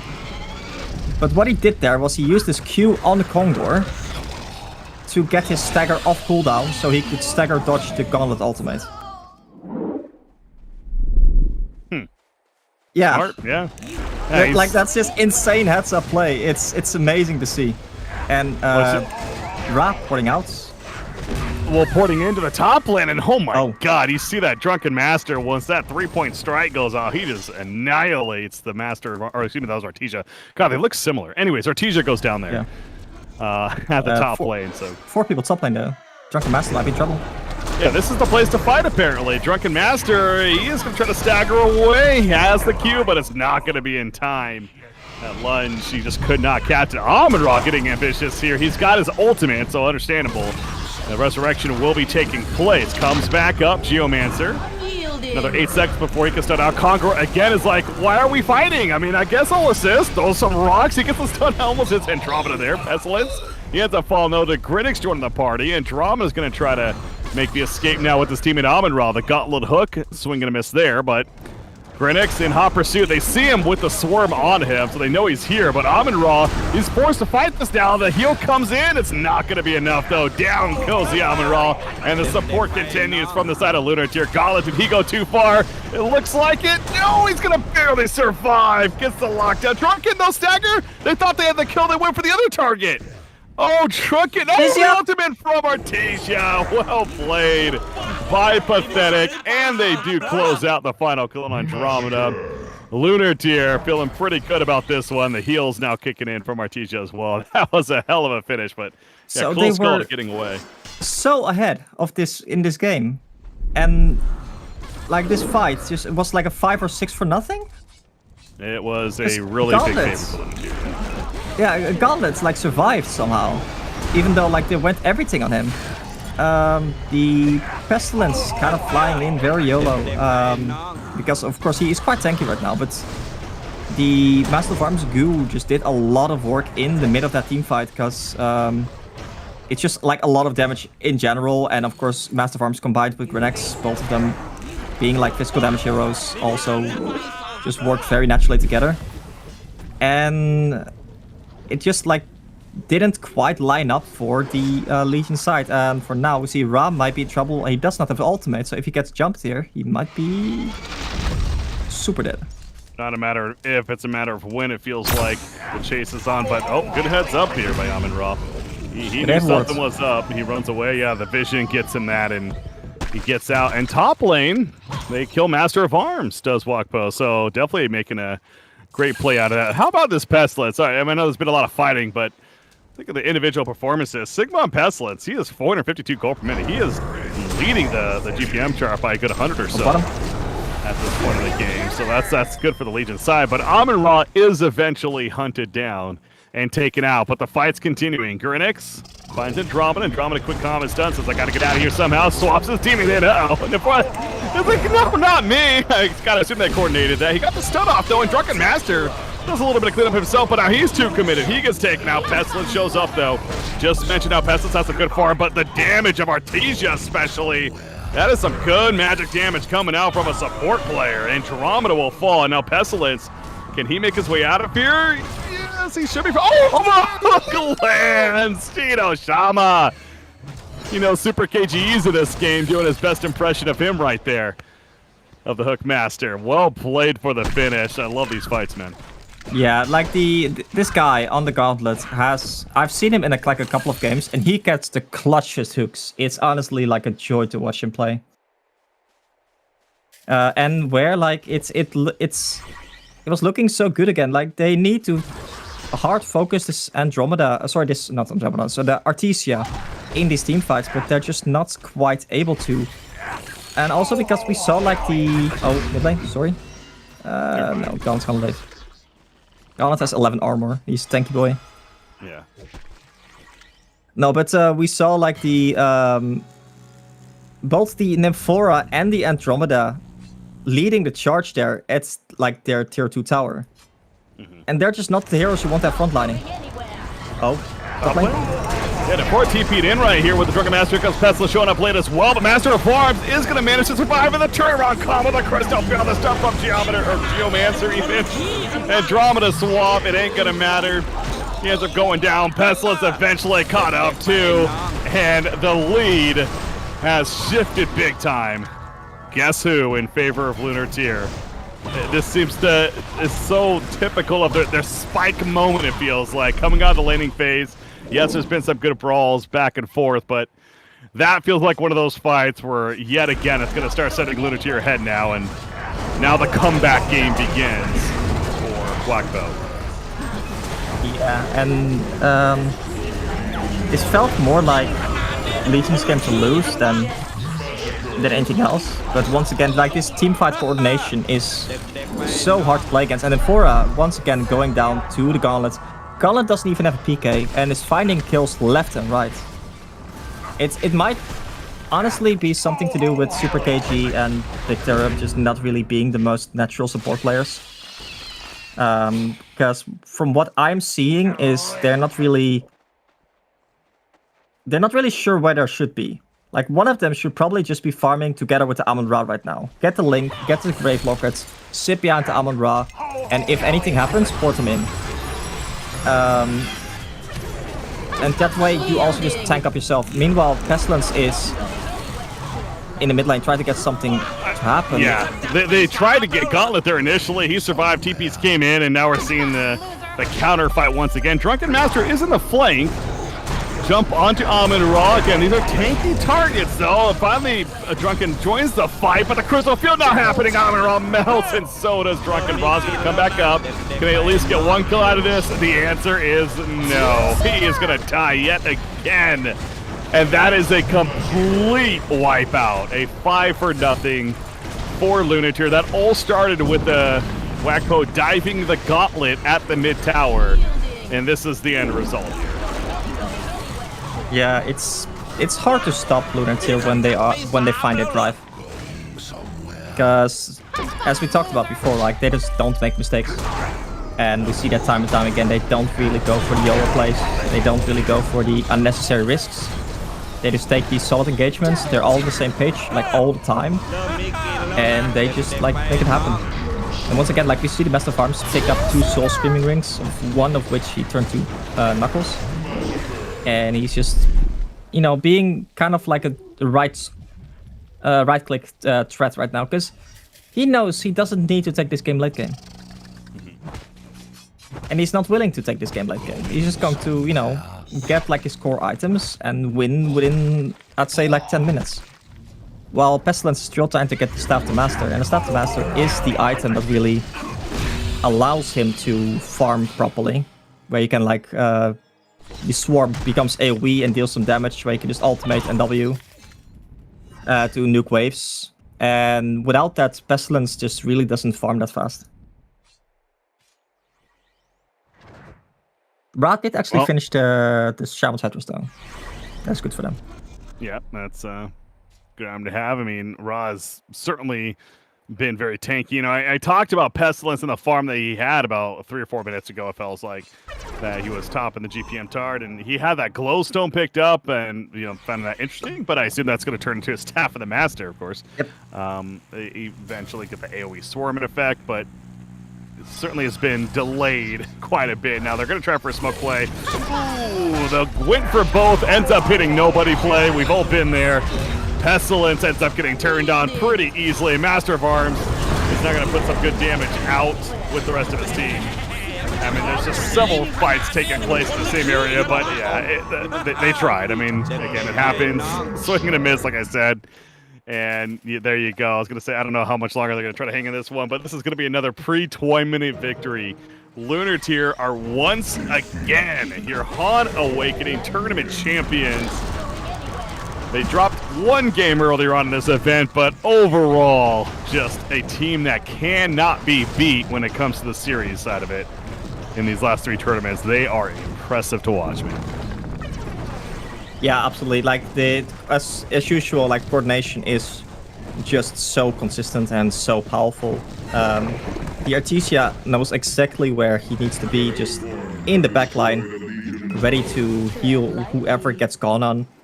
And these Geomancer ultimates, I haven't really talked too much about them, but Geomancer had some amazing ultimates this game. Because of course, like Pestilence, Drunken Master, and Amon-Ra will all be in melee range. So if you get like an what's his face, a Geomancer ultimate right on top of that, they're just going to fall left and right. So yeah. Amazing play by Lunatir. I don't think there's much else to say here. Yeah, it's just one of those cases. You have the end of a fan. There's so much. It's like, yeah, it's like, and I hate to say it, kind of as you're talking about there, but it's just like and not definitely. I don't want to be clear. Not saying I'm bored of it by any means. I mean, again, I keep talking about it, and I truly mean it. This team, I will say the thing that I really like about Lunatir, and usually when a team is so dominant. I mean, let's be honest. Back in the Stay Green days, even Fnatic to an extent, like, it kind of gets stuck in these metas where it's like they're just doing the same thing over and over and over again. And hey, it's working, so why change it? You can't blame them. I'm not putting Lunatir on that level, obviously, at this point. I'm not going to say that, but their dominant performance is coming with just diverse play. All 3 of these games, they had a majority of their heroes were just different. At least 3, if not 4, of their heroes were different than the previous games in this series. They just show it's more than they can win with so many different strategies when it comes to their play, and they prove that, you know, once again over these last 3 tournaments. And it's just a absolutely fun team to watch and a pleasure for sure. So. Yeah, and in general, right? They've just been so incredibly like powerful. They just know what to do, like from a macro point of view, and that's like just always fun to watch. And in general, I think what you're also getting at is, let's be happy we're not back to the Mage Bane / the Dark Lady metas. Just something like that, yeah. 10 kills in 50 minutes while both carries farm. I mean, even that, but even the same things over and over again to make that clear too. Stay Green was like the push meta with Keeper and Tempest, right? Ophelia, just all about just push. But I mean, good times, but Lunar Tier is their own identity for sure, and it is fun to watch. A couple notes to make here, then we'll get to our final words. First thing, obviously this event coming to a close, there will be another tournament. More information that'll be coming out, I believe, earlier next week or so for Paradise League. But the tournament itself will take place, that is, July 5th, 6th, 12th, and 13th. So those weekends there. So earlier on July. So for those that are curious what the continuation is going to look like with these Project Congour tournaments, there you go. Some more events to come in July.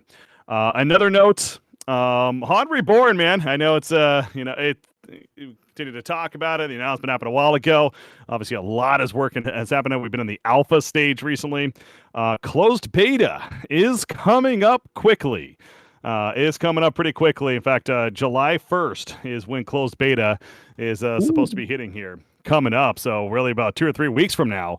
What that means, it is a closed beta, so it's not going to be 100% open just yet. But certain tiers will be given access. By tiers, I mean, of course, if you go to juvio.com, juvio.com, you can support the project through the campaign. The Genesis campaign, which you get, access to the game at certain points, and more of those tiers are going to be opening up for closed beta, including the champion tier, as well as even the gladiator and so on throughout the process. So if you are interested in the project and want to support it, that's the way to do it. Of course, you do get all the other benefits along with the access to closed beta. So definitely look forward to that to come, and eventually getting your hands and being able to showcase that to everyone. Obviously, the NDA still exists in there, but I'm super pumped to be able to really start showing off that game and the great game it's going to be in HoN Reborn. So a couple of questions for that. So Juvio is the name of the platform, right? Correct, yes. Yeah, okay. So maybe I wasn't quite aware, or I didn't know when it got renamed, but for everyone, basically Juvio is the name of the platform where everything will be hosted, if I'm not mistaken. It's over on Juvio now, so it's just a rebrand, name change there, but Juvio is where it's located as far as the platform that it's a part of. Yes. Yeah. Okay. And so when someone wants to join the closed beta, how can they approach this? Well, so that's what I'll say. So if you go to juvio.com, you can support the HoN Reborn project there, and you can purchase a tier through the campaign. Now, you can of course get it for free in the end. You can do the free tier as well. It certainly exists. But as far as earlier access to the game, there's certain tiers that even give you access to now. In our alpha, with the Warlord tier and Congress Slayer, but then even the Champion tier that's going to be coming out for closed beta, and then the other tiers, access will be given out throughout closed beta all the way till eventually open beta, where of course it'll be open to everyone to play and enjoy. So that's the process there. And is it true that they also get an exclusive access to your OnlyFans, or is that only a rumor? Sure, no. Okay, that may have only been a rumor. Okay. You're leaking a little too much here. All right. That's for something else. Okay. That's for the extra tiers now. No, but there is actually the kind of a joke in there. But there is the Freak Show Devour, the Freak Show skin, the Freak Show Devour, as well as the Freak Show Puppet Master, which obviously you see in Project Congour. It's kind of the crossover there. Some of the cool avatars that going to be part of Reborn that you could even play in Project Congour as well. So so you can also play Project Congour to earn some rewards for Reborn right now, right? Exactly. Yeah, that's that crossover there. That you can do if you notice your Vanguard that's going on there in your bottom left of your UI, as long as you use the newer UI in Project Congour. It should show up there, and that's what all that is. I was looking for it. I couldn't find it, but I'm using the old UI. If people use the old UI, it doesn't unfortunately. This is a boomer issue. Yeah, good old boomer issue. Classic. This is the truest boomer issue I've ever heard of one. But anyway, all right. But yeah, I think so all my questions at least. No, you're good. Definitely, again, I know, and it's one of those cases. I know, I'm able to sit here and play it, so it's easy for me to say. But trust me, I think nearly everyone is going to enjoy HoN Reborn once it does get out to the masses, and we're excited to get to the next stage with starting with closed beta coming up here soon. But Dutch Onage, any final words from yourself on the broadcast here? Well, first of all, of course, thank you for casting on me. It was a joy, and thank you for Paradise for hosting the tournaments. They've been a highlight of every couple of weeks for me, at least, to be able to see some good quality HoN gameplay again.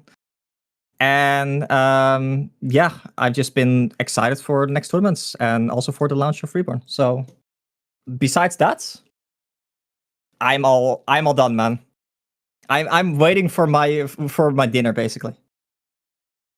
All right. Well, enjoy your dinner, ladies and gentlemen. I know this was a quick series, but definitely got to enjoy some great play by both teams. But obviously, Lunar Tier is the dominant team as of right now. So big congratulations to them one more time. But with that said, wrapping up officially for the Paradise League HoN Awakening Tournament number 4. I'm Breaky CPK, joined by Dutch Onage. Shout out to Paradise as well for putting all this together. And hopefully you guys enjoyed. Until next time, have a good night. Closing it out. Peace.